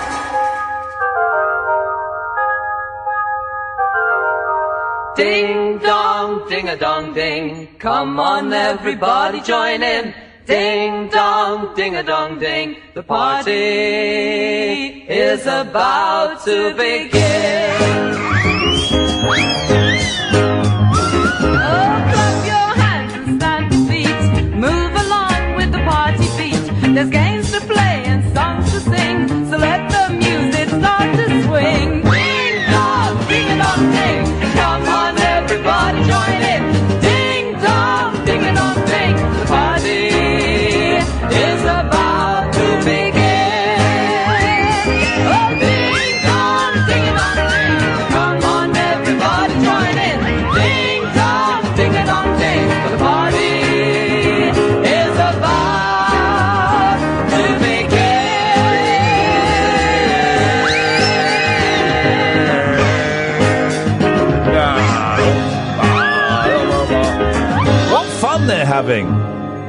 What fun they're having at that party. Aren't they having fun at that party? It sounds like a fun party. Good evening, dear listener. This is the Late Night Alternative with me, Iain Lee. We're on Talk Radio every weeknight between 10 and 1. It's the best slot, and it's a show unlike any other show in that we just sit here and we talk about what's going on in our lives and what's going on in the paper, and you're welcome to call in. We're going to take calls straight to air for the last hour of the show because it's a very special day. It is Ed's last show here. Well, is it the last show ever at Talk Radio? For now, at least. What? Huh? Well, there is always a chance I might come back one Sorry? day. It's pretty much the last one. Okay, but so you're not doing any more tomorrow? No, this is it. This is it. This is the last 56 minutes of... Why you get your phone out I'm just for? putting it there just in case the tweet comes through. Flipping heck, mate. Calm down. Also checking it's on silent. So if you want to call up and maybe say goodbye to Ed, wish him luck, or tell him how you really feel...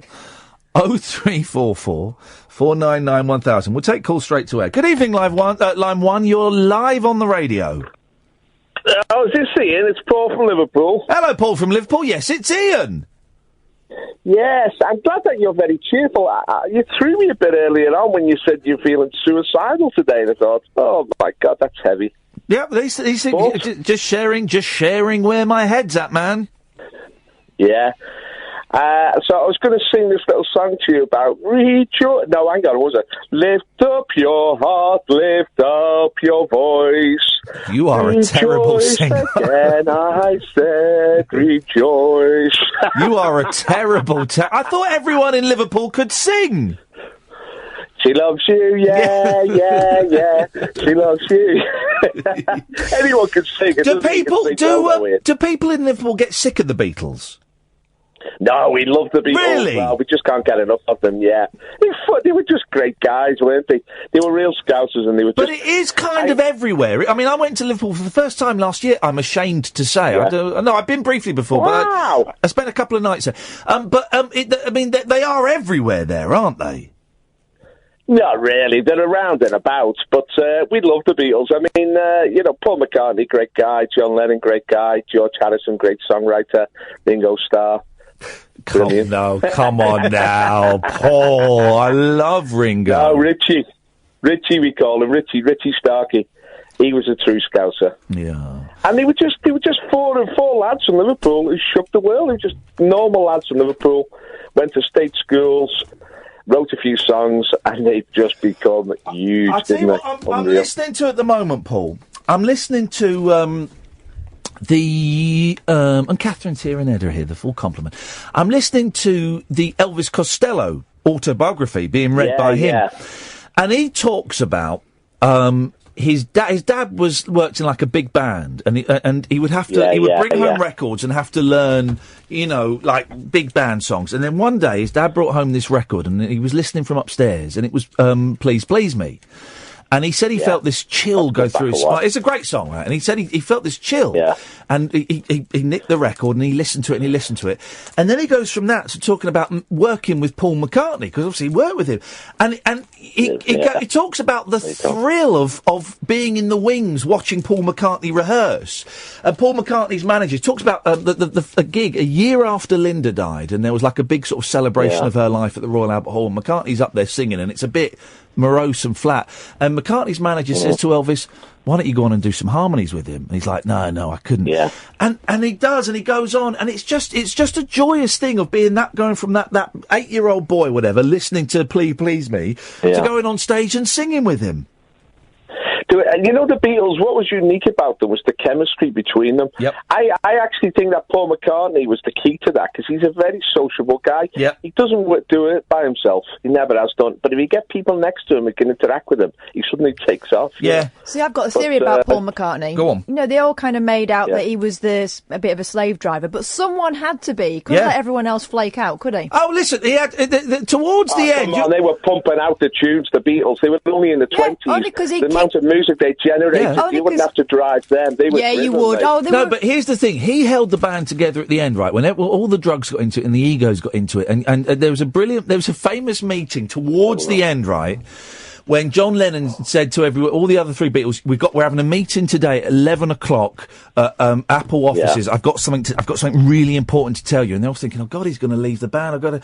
And they turned up, right? And Lennon was tripping off his nut, and he went, right, guys, I'm Jesus Christ. Yeah, that's it. When you're dealing with that, well, someone has got to risk being unpopular. Look at the adulation he got. I mean, Jesus, wouldn't have got that. I mean, he might have got that adulation in heaven, but not on earth. He was just a carpenter from Nazareth. Yes. I mean, John Lennon, they were screaming with him. They went hysterical. Oh, and they were kids. You're right. They were kids, right? And also, here's the thing, right? Nowadays, Coldplay release a new album, it takes 3 or 4 years, right? They were releasing early on about 3 albums a year, and also about 4 singles a year that weren't on the albums. And there was a big furore when, 1967, it got to June, and they hadn't released an album. The longest gap between any, so they rushed out Penny Lane and Strawberry Fields. Well, if you go from August 1962, when they released Love Me Do, to when they break up at the end of 69, that's 7 years. And their output in that 7 years. Oh, mate. Just extraordinary. Oh, it's incredible. George Harrison was 26 he just turned 27 when the Beatles split up. And just the speed at which they matured. You know, they went from being this little sort of rockabilly band to being this sort of. Oh, I love it. I love it. Band. Those people that say they don't like the Beatles, I just think there's a massive hole in your soul, guys. Well, it's a voyage. If you go into the Beatles, their journey, I mean, it's like a journey through the universe. It's just an incredible journey to follow them. Paul, I loved all of that call, apart from your singing. You need to work on that, but thank you. You're a good sport. It was good. I enjoyed that. 0344 499 1000. We're taking calls straight to air for the last 50 minutes of the show, for the last 50 minutes of Ed's meaningful career. How long have you been in Britain for, Ed? Nearly 2 years now. Wowzers. Yeah, it's been and a while. how long did it take you to get this job, or had you had it lined up already? So I knew that the station was starting, because we had someone from TalkSport come visit in New Zealand. Sorry? I know. Flirty fishing? Just a wee bit. No, they were there for the Cricket World Cup. Oh, yeah. Sports Who stuff. did you have over there? John Norman. I don't know these people. Anyway, he came over, he said, oh yeah, they're starting some new stations, so keep an eye out for it. So I've been sort of slowly, just always been keeping an eye out for it, and then suddenly they said they were advertising for producers. While you were over here? While I was over here, so it was a few months after I arrived. And you came over here with your girlfriend? She came over together? Yep. And, but you had no job lined up? No job, well, not until I got to Thailand on the way here, and someone said, well, there's a temp job going at this business news website, which is there's no, to be young and full of, well... I would never have dared do young, that. dumb and full of vigour. I was freaking out when we got to that part of the holiday, because a friend of mine wrote an article which was published in the paper back home saying, you know, everyone says that they love Kiwis over in the UK, but actually it's bloody hard to get a job. Yeah, of course. And I was in Thailand thinking, okay, I'm arriving in a week and I've got no job lined up. Oh, bugger. Was this the first, so you got the temping stuff, but was this the first job that you went for? Or did you go for like LBC and a few other places? I went for a few others. I started to make a few contacts at some of the others. Where did you go to? I gave LBC a call, but didn't actually get in the door. I was about to, and then this came through. Okay. And how did you find it? Because the weird thing is, I've never been at the start-up of a station. You know, I've always gone to places and replaced someone. And it was a bit of a punt for me and Kath to come to a start-up of a station, because if you look at the history of stations as they started up, the original lineup never lasts more than 2 years. It just never does. So it was a punt. But how did you find it, you know, kind of getting thrown in at the deep end, really? It was thrown in the deep. Do you remember the guy that used to host 7 till 10? Johnny. Yeah. Johnny, yeah, yes, nice guy. Really, you know, I loved working with him, but that first week was absolutely hell for me, because we got through the first show and it was like, okay, we've got 5 minutes at the end. What the hell are we going to do? And then the last day, Johnny completely lost his voice. I'm thinking, okay, is it going to be like this for the whole time, or is this just the first week thing? So it was kind of a hard first week. Yeah. Other than that, there was more stuff in Johnny and Ash's show, wasn't there? There was more stuff than there is and with James. That had been the brief, though, hadn't it? Because we didn't expect to get a lot of people phoning in for the first few months. Yeah. And so it was just a matter of loads of stuff in there, so it sounds busy. But also it's styles as well. James's style is more laid back and chatting, and here's a caller. Oh, we're going to go to a guest a bit later. It's more laid back, isn't exactly. It's very empty, but empty with purpose. No, I'm so very empty. I think that's an excellent. So stay there. We've got a call. Line 1, you're on the wireless. 2, 3, 4.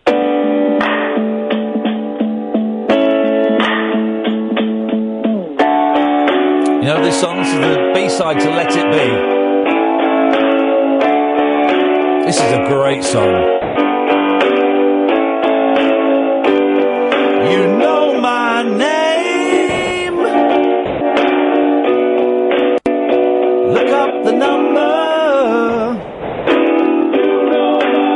It's a great song. Thank you for that. I love them Beatles. I bought the box set of Beatles albums on mono, right? For 50 quid. You can't get it now. You get it I got it for 50. I just looked online. 50 quid.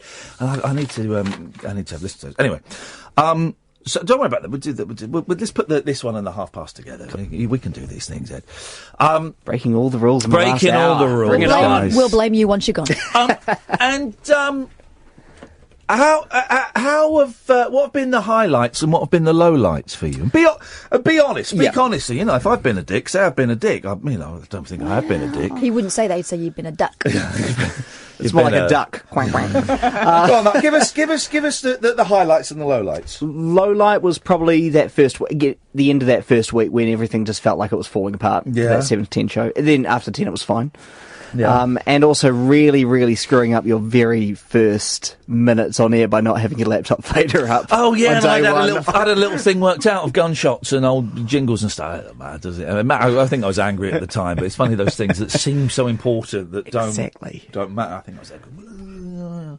Highlights have been the people. Like you guys are absolutely awesome, and you guys, you know, I've worked together for however many years and have just taken me in, and I'm kind of like the extra person here, but I've never felt like the extra person. I've always felt part of the team. Good. So, well, my fear has always been that because me and Kath have worked together for about 4 years before we came here, and we had a very tight team of me, her, and Kelly and Justin.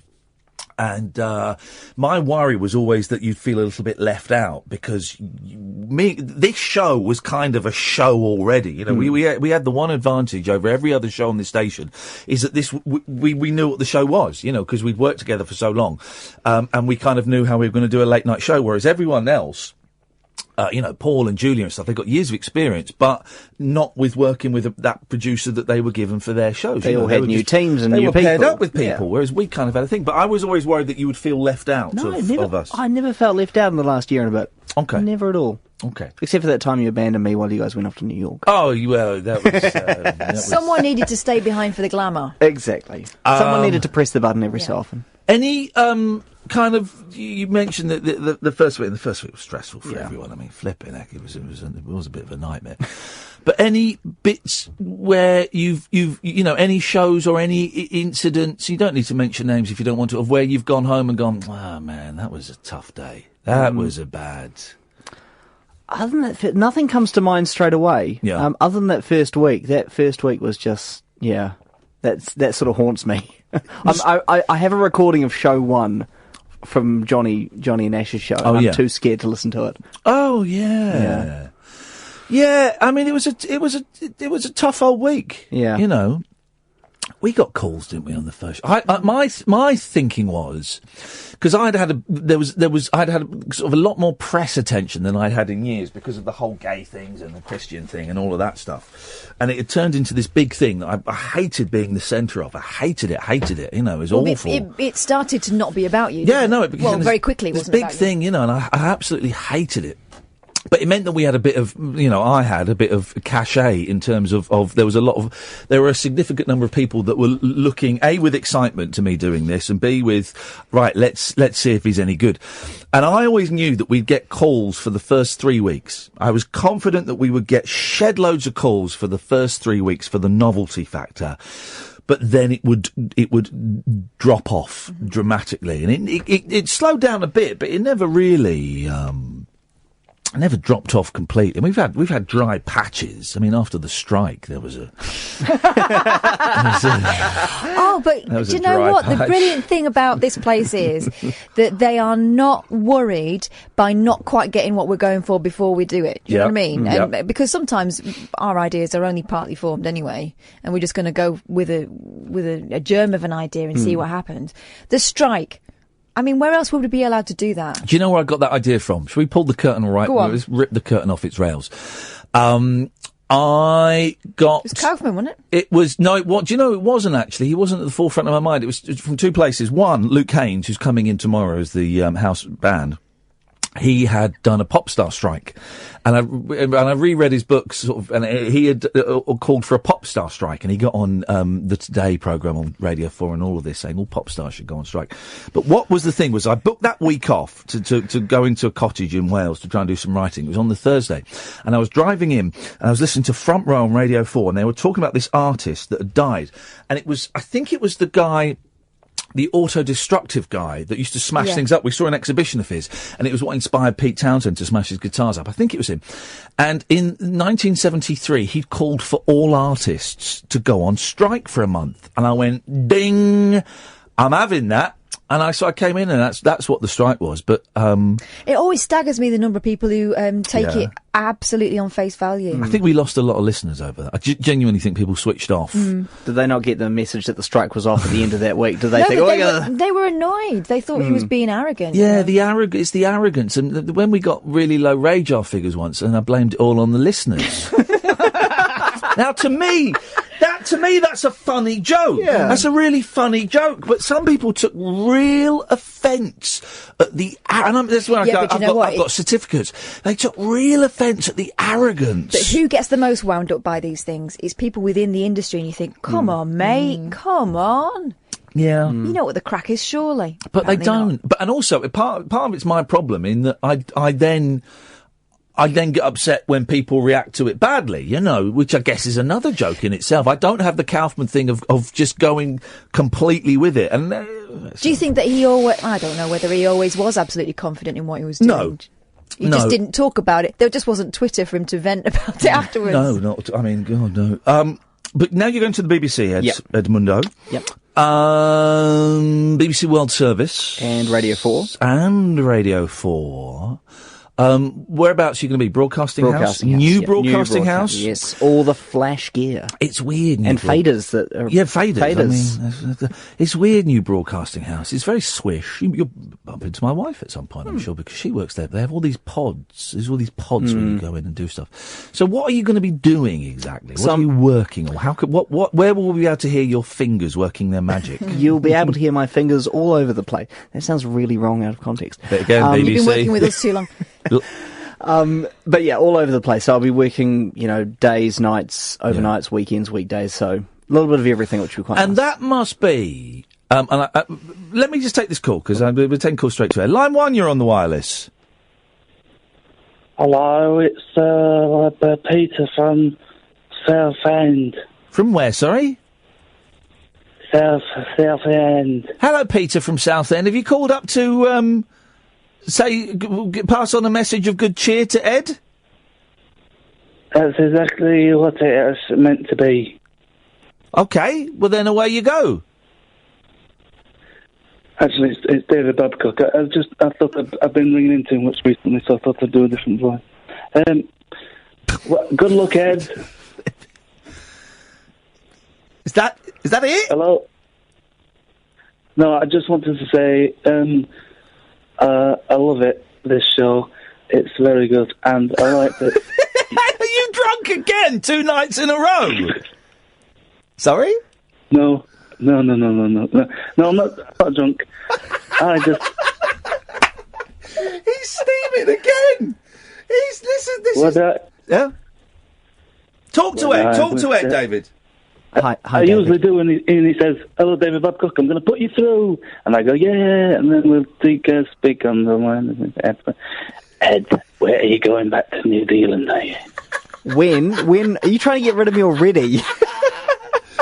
I do not work for customs and deportation. Are you David? He's making us laugh like girls. Are you possessed, David, or is this actual David? Can David come forward?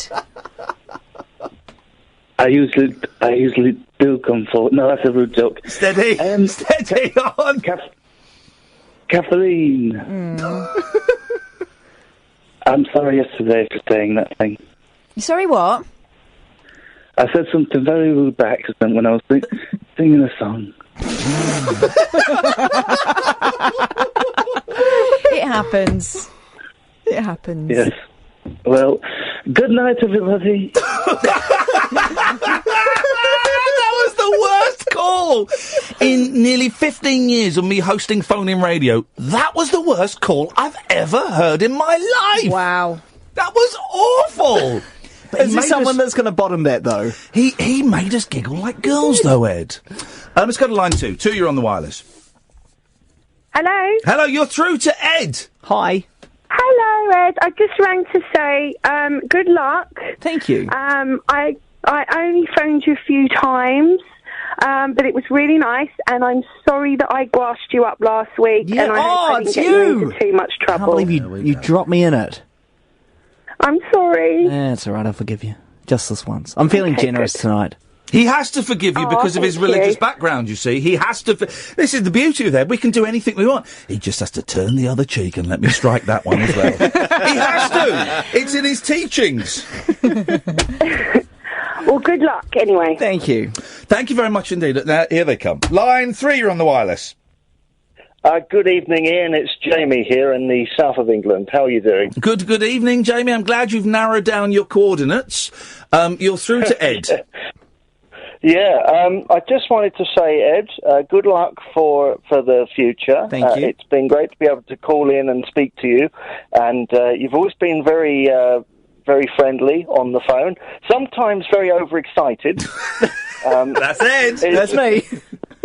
Yeah, it has been quite weird. I think, obviously, because I ring in quite regularly, you've got my name on the screen, and it can be a bit weird when you answer the phone and go, "Hi, Jamie, I'm just going to put you through to Ian." No, Jamie, I've memorised your number. Yeah. He knows the tone of your ring. Oh, yeah, there's no, Catherine, please. There's no, we don't have the names on the screen. It's pure digits. I can see your phone number's got a 7 and a 0 in. I won't give any more away, but Ed does memorise the numbers. He's a bit weird like that, like the Rain Man. Well, there you go. Well, thanks for calling, 07. Cheers, man. Let's go to line 4. 4-year-old, through to Ed. Hi, I'm just calling up from New Zealand to remind Ed that, we used to live together, and I once had to break into our bathroom to wake him up. Oh, no. Green lycra. Oh, this sounds and like a he's good lying story. on the floor in the bathroom, fast asleep, and it was just green lycra. Earlier on, he had shorts on in the night, but nah, just the lycra. John, I am not catching up with you next month when you get over here. You had to break into the bathroom to rescue the Green Goddess. Yeah, he was fast asleep, but I really needed a pee. And he'd been at the ZB Christmas party, you see. Yeah. And, Here's the thing, if you'd both been True story, Australian... you can't deny it. I've just made an expensive phone call from New Zealand to remind him. Well, if you'd have both been Australian, you'd have been peeing on his head. So, you guys, the fact that you come from a slightly more cultured place... when was the last time you saw Ed? The best bit was, when he eventually woke up, he said, "Okay, I'm going to go around to breakfast now." And it was about 2 in the morning at this point. He really wasn't. Wowzers. This is the thing. We've had to break into the toilets here to rescue him. They've installed a camera in the hallway because someone keeps doing a dirty protest in the gentlemen's toilets. That's a true story. I wonder if that will cease now you're going. You'll listen, thank you for that. Let's go to line 5. 5, you're through to Ed. Hello, Ed. It's CJ. Hey, CJ, how you doing? It's really sad that you're leaving, but it's great that you're moving on to better things. Oh, thanks, man. Well, different things. Different things. I'm half asleep. Oh, bloody hell. But I did want to come and grass you up, if that's okay. Oh, God, what have I done this time? Is this like Dobbin Ed Day or something? Yeah, might as well, eh? It is. It was the first week James Wales started his show. Mm-hmm. And Ed was that desperate for callers, he actually inboxed me on Twitter saying... Not on my show. I don't recall that. No, you wouldn't, mate. No, CJ does. You wouldn't. I do. Can't forget that. Well done, CJ. Thank you for look that. at you, CJ. You're now a regular caller, and I don't have to inbox you to say call up. I've made your life amazing. You did yesterday. You did it again. That was because I wanted you emailed about the James Whale manifesto, and I was like, "Call in, man." CJ has destroyed you, buddy. Good job, you're going, mate. Yeah, I was going to say you guys are happy I'm gone now. CJ, thank you for that. He destroyed you. Busted. You must be excited because I got a real thrill, and I'm British, right? But I got a real thrill when I got a job at the BBC. And I'd done bits for the BBC. I did a series on BBC One, I remembered. Years and years ago, I did a series on BBC One called The Worst Week. And they flew me to LA, and I went to the toilets where George Michael got found cottaging. And but when I got the job, even though it was local, the thrill of having a BBC pass, and it's partly because my dad had worked there, but also it's what the BBC stands for. So that when it ended badly, the betrayal felt doubly worse. But it was still a thrill to work for the BBC, and as a foreigner. I would imagine that thrill is massive, isn't it? It's even bigger because you think that the BBC is this massive thing, and it's so far away as well. that you're like, okay, this is never really going to happen. This is just a dream. It will be nice if it happens, but it really is never going to happen. Yeah. The next thing you know, I'm off there on Friday. So, and, we grew up studying this at broadcasting school, and, you learnt about the history of the BBC and all, inform, educate, entertain, and, how British broadcasting works like that, and how the New Zealand model is kind of based a little bit on that. Nation shall speak peace unto nation. I mean, it's a beautiful, it's based on a beautiful ethos. I was always really proud to work for them. Well, yeah. Oh, well, it was. Yeah. It's great. Are your mum and dad still around? My dad is. Your dad? Yeah. And he must be proud. Yeah, he's stoked.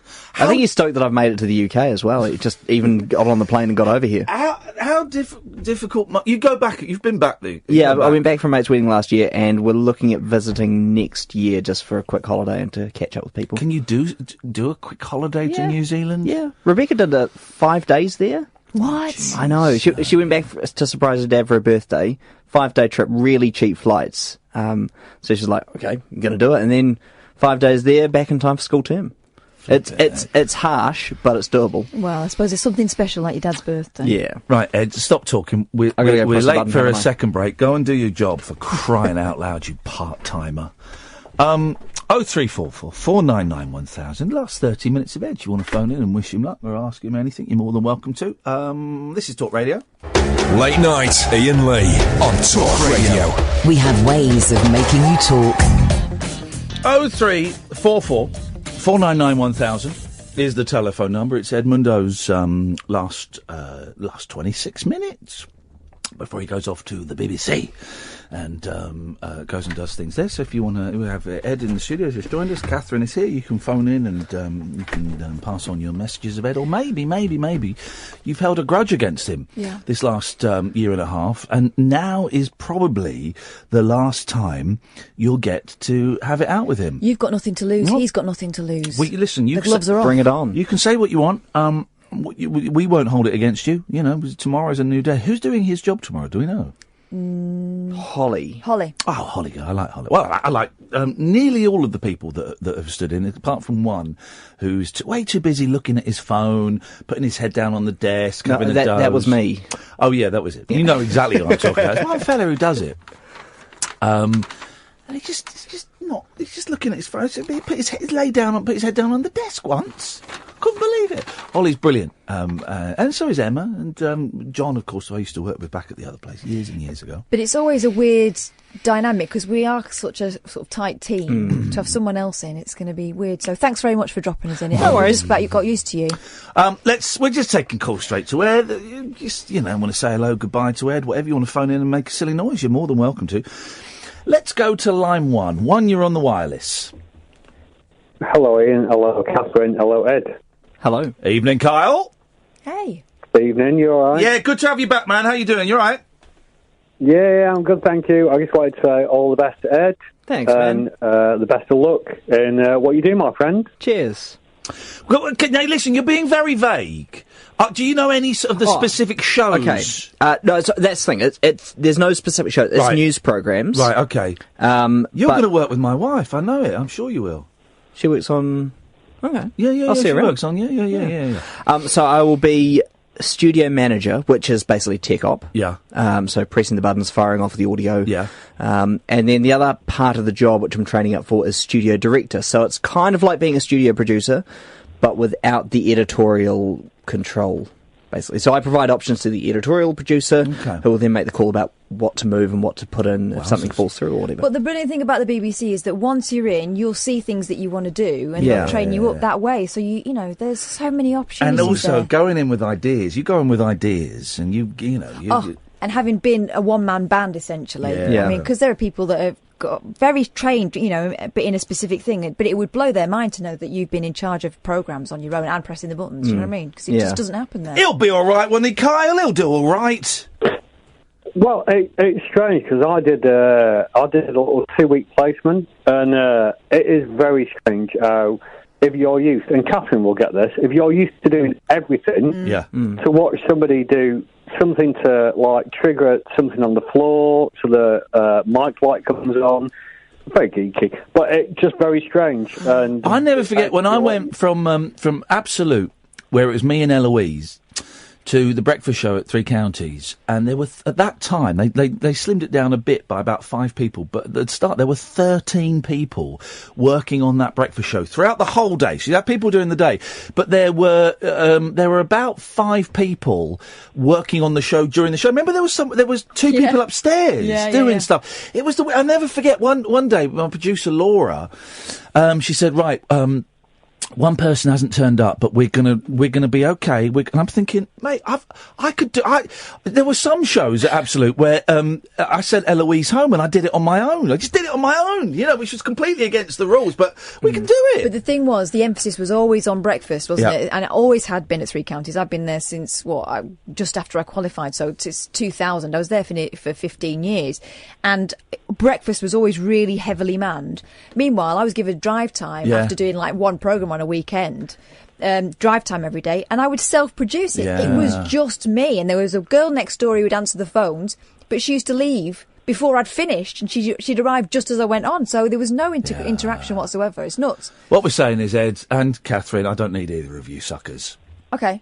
With what faders? Carl, nice to hear your voice again, mate. Thank you very much. Let's go to line 5. 5, you're on the wireless. Hello. Hello. Hey, Ian. It's Paul here. How are you? I'm very well, Paul. How are you? Not too bad. I'm ringing in on behalf of my son, Wilson, to say goodbye to and good luck to Ed. Oh, there you go, you see. Go on, then. Well, did I just do it? I think I just did it. I don't know. Let's ask the man in question. Ed, did he just do it? He kind of did it. Do you feel like he said goodbye? I feel I could hear it again. Oh, okay. So Wilson, he's well in bed by now, but I know that he used to ring in quite a lot. He's taking a bit of a break from the phone and radio at the moment. Yes. But he always loved speaking to Id. Oh. So I know that he would have loved to have had the chance to say thank you and good luck and best wishes and farewell. Well, so I thought I'd do it on his behalf. Well, Paul, thank you for that, and send our love to the boy, of course. Let's go to. Why is I can see Wilson doing your job in about 10 years' time. Oh, in about 10 minutes' time. Here we go. This will be good. Line 6, you're on the wireless. I'd like to sing a song for Ed, please. I bet you would. Go on. Oh, Ed, you're my favourite guest. Oh, Ed, I'm imagining you with breasts. Oh. You jumped before you pushed. You've caved. Hey, Ed, are you shaved? Okay, thanks very much. That's great. Thanks very much indeed. Well, how many more minutes till I get out of here? I'm going to go. You stay there. I'm going to go to the break. No pressure. Do you know what to press? Yeah, I can work it out. You know which ones the mics are? You introduce the break. So you are listening to the Late Night Alternative with Iain Lee. Kath is here in the studio with me. I am, yeah. And I am not Ian, but I'm Ed. Pronounced Ed, spelt ID. We'll be back after the break. Give us a call 0344 499 1000. The radio show for people who know the best part of the day is the night. Late Night Iain Lee on Talk Radio. We have ways of making you talk. Seriously, Ed, his computer is right there. I know, I totally could. Can you dim that bed for us, please? Fade the bed. It's on your right. That one, There we go. You're listening to the Late Night Alternative with he's found the mic in there. Yeah, I know what I'm doing. I'm just going to do some back counting so I know when the out time is. Don't you guys carry on. Cool. Late Night Alternative with Iain Lee. I'm not Ian, I'm Ed. Catherine is here in studio with me. I am, yeah. Ian is through the glass. On the wheels of steel. What button do I press to make the music stop? You don't, you just take the fader right down. Okay, fine. Yeah, like that. Yeah. Okay, there we go. You carry on, guys. Just going to do a little bit of maths here. Good luck. If you do want to call in, the number is 0344. You got a call on... I can put it through, can I? There we go. Is it not touch screen? No, it's not touch screen. You've got to use a mouse. Okay. Is there someone there? No. How do I make a phone call? It's the far right ones. The far right, yeah, I know. That's Julia Hartley-Brewer's show. And you just bring them up. Ed, are you there, caller? I'm here. There we go. Hello, line 1. Who's this? Hello. It's Alan. Hello, Alan. How you doing? I'm doing all right, Ed. How are you? That's good. I'm doing good. What do you got for us? Well, I've just come on to say bye-bye to you and good luck in the new job, Ed. Oh, thanks, man. It's been... it's cool. It's been awesome, and it's been awesome to chat to you guys, as you've called in, as I've quickly said, I'll quickly call you back and then hang up on you. That's always been a bit of a thrill for me. Yeah, it's been cool. Pretty cool, man. Where are you, Alan? It sounds... New job anyway, Ed. Where are you, Alan? It sounds very echoey. Are you down some sort of well? No, I'm just in my car at the moment. I've just finished work. You have a very echoey car. Massive. Is your car made in a bathroom or something? No, it's a C-Max. It's a big thing, so it's got plenty of echo in it. Oh, blimey. Well, congratulations on that. With respect, guys, I go out of the studio for 5 minutes, right, doing your job perfectly and your job, but yet you're both killing the vibe of the show. Have you heard how echoey his car is? I don't care. Do you ask him, is your car made in a bathroom? The question doesn't make any sense whatsoever. Even if it were made in a bathroom, why would that make the car echoey, you muppet? See, this is why I'm on the other Sorry, side of Alan. the I'm glass. really sorry, Alan. I'm not. It's all right, Ian. I don't mind, mate. Well, I'm going to cut you off because you killed the vibe as well. I think the out time is 57:13. Does that sound about right? That sounds about right. Do you want me to go triple check it? No, of course I don't. Okay. Of course I don't. With 57:13, this show ends. And then it's tough. Because you got it wrong the other night, and maybe it was Holly. Wouldn't it be me? I never get this one wrong. Talk Sport did the talk up to the news at 1 o'clock. Those guys. 0344 499 1000 is the telephone number. Last 10 minutes of Ed's working with us, which is very exciting. I occasionally go on Radio 4. And that is the most exciting thing, because to me, Radio 4 is proper. That's like the real radio stuff. Yeah, it's proper radio, and I'll be honest, I've been trying for years to get a job. I've done bits and pieces there, but I'd love to get a job there. That would be fun. Line 1, you're on the wireless. You're through to Ed. Hello, Ed. It's Habiba. Hey, Habiba. How you doing? I'm fine, thank you. I want to ask you a question before you leave. Okay. What's the thing you're going to miss most about working with... Oh. About working with what? She's self-bleeping. Are you censoring yourself? No, sorry, I pressed pause by accident.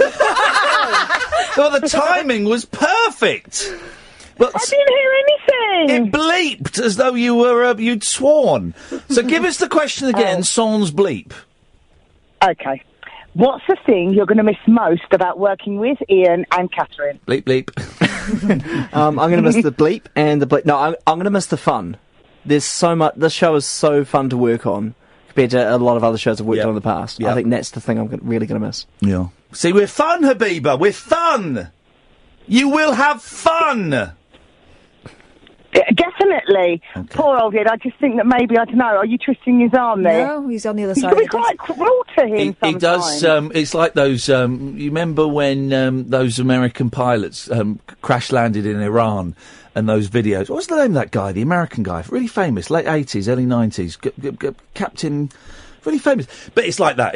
We're off camera, we're off mic with a rifle trained on his temple, and no, of course we're not. We're a fun place. What's the name of that? Remember that Captain John? I want to say John Hammond. That's not right. Really famous. You know, the Iranian. They were sailors. They were sailors and they sailed into Iranian waters. It's happened a couple of times. This was the famous one. And they got taken and had to make loads of videos going, we really like it here in Iran. We think it is a nice place. It is better than your... It is better than America. Iran, up until 1979, was the playground of the rich and the famous. It was the place to go to have a good time, to smoke the hookah and sleep with women and experience those things. Even when it was Eddie Shah that ran it. Not Eddie Shah, he founded Today, the first newspaper in colour. The Shah, I'm talking about. The Shah of Iran, yeah, because my neighbours, when I was a little kid in Manchester, up at the end of the cul-de-sac, there was an Iranian family, Shanaz, and we used to go and ask her if we used to go and knock on the door and say, Shanaz Palibazi. We learned how to say, is Shanaz playing out? Oh. And her parents were brilliant. Wow. But there was her, and she had a niece. It seemed weird to us at the time. We'd never sort of encountered a family like that before, this big extended family. A niece who was older than her, but only by a year, and she was only about 5 or 6. And her brother and his wife were living in the house. There was loads of them living in the house, and it turns out that they'd fled Iran because they were high up with the Shah and they were being persecuted. There's a really good film starring the new Batman. Okay. Ben Affleck. Good story. Thank you. No, thank you. There was waiting for the details. Based on a true story about some Americans who were stuck in Iran when the revolution happened. Ben Affleck and Bryan Cranston are in it. And the way to get them out... It's a brilliant film, actually. This is Argo. Have you seen it? Yeah. Oh, it's good. Yeah, The way it's true story. The way to get them out was they had to pretend they were making a movie in Iran, and then they would kind of smuggle them out. It's a cracking film. Amazing. Cracking film. Let's go to line 4. 4, you're on the wireless. Hey, I just wanted to ask Ed a quick question. Of course you can. How does it feel to lose the game? John. John is destroying you. I know. I like John. I wish John had called him more over the past 18 months. He's destroying you. He waits till you're down, then he sticks the boot in again. What game is it that he's lost, John? I'll let Ed explain. Anytime you think of the game, you've lost the game. Oh, one of those. Yeah, so basically we've all lost the game, and anyone listening to the show has also lost the game. But hang on, hasn't John lost the game? Yeah, John's lost the game as well. He started thinking about the game. He thought about the game first. Doesn't matter, it's my birthday, I'm exempt from losing the game. Happy birthday, John. Thanks, man. See you, up. Happy birthday, John. I wish you'd been working with us the last 18 months instead of this slacker. The game. So hang on a minute. But if he mentions the game, he's also lost it. Basically, no one ever wins the game. I like games like that. The Monkees used to have a game they would play called Killers. And what they would do, because they would get bored, it was really boring being a pop star, so they would do this thing. If they were really bored, and one of them would pull out a fake gun, their fingers, and if they pointed at you and shot you, you had to do the most overtly dramatic death. And you had to do it, whether you were being interviewed or you were filming a scene or you were on stage in concert. You had to do it. And it sounds like this is a similar thing. Less embarrassing. Less embarrassing and not involving, very dramatic moves. It's just you've lost the game. Line 2, you're through to Ed. Hi, Ed. I just wanted to say goodbye and good luck. Oh, thanks. Goodbye. Goodbye. Goodbye. Nice to chat. Wait. It's Nat in Swindon. I called a few times. Oh, nice to chat with you. That's all right. I just thought I'd just give you a quick call. I've been wanting to call you all night, been really nervous, and then I thought, no, I've got to do it. I'm glad you did. Yeah. Done brilliantly, Nat. Thank you very much indeed. We've got, according to this, we've got 3 minutes and 20 seconds. Yeah. That counting was never my strong suit, but if you only hear half the news, you know what happened. Trust me, it's just bad things going on. But no one's called in to say they're glad you're going. Mm. Well, James Whale hasn't called in yet. Yeah. James Whale's a funny man, isn't he? He's a strange gentleman. Ed, it has been a pleasure working with you. It has been a joy. You have fitted into... I know it is always weird when you are joining a team that is already established, as Catherine and myself have been. Mm-hmm. But we think you... I can't speak for her. I feel that you have fitted in very well. I have enjoyed working with you. I apologise if I raised my voice any time, and I probably have done a couple of times because I'm an idiot. But you've been brilliant. You've been absolutely brilliant. I've loved it. It was great. You know, from kind of day one, I remember taking Kath to one side saying, he's good. We can have fun with this guy. You know, meaning we can relax and we can involve you in the show, and exclude you from bits of the show when it's in a, you know, we knew that you were going to be an integral part of the team. I think you're brilliant, and you're efficient, but you have that sense of fun. You've always been so positive, and sometimes we need that, you know, to counterbalance us.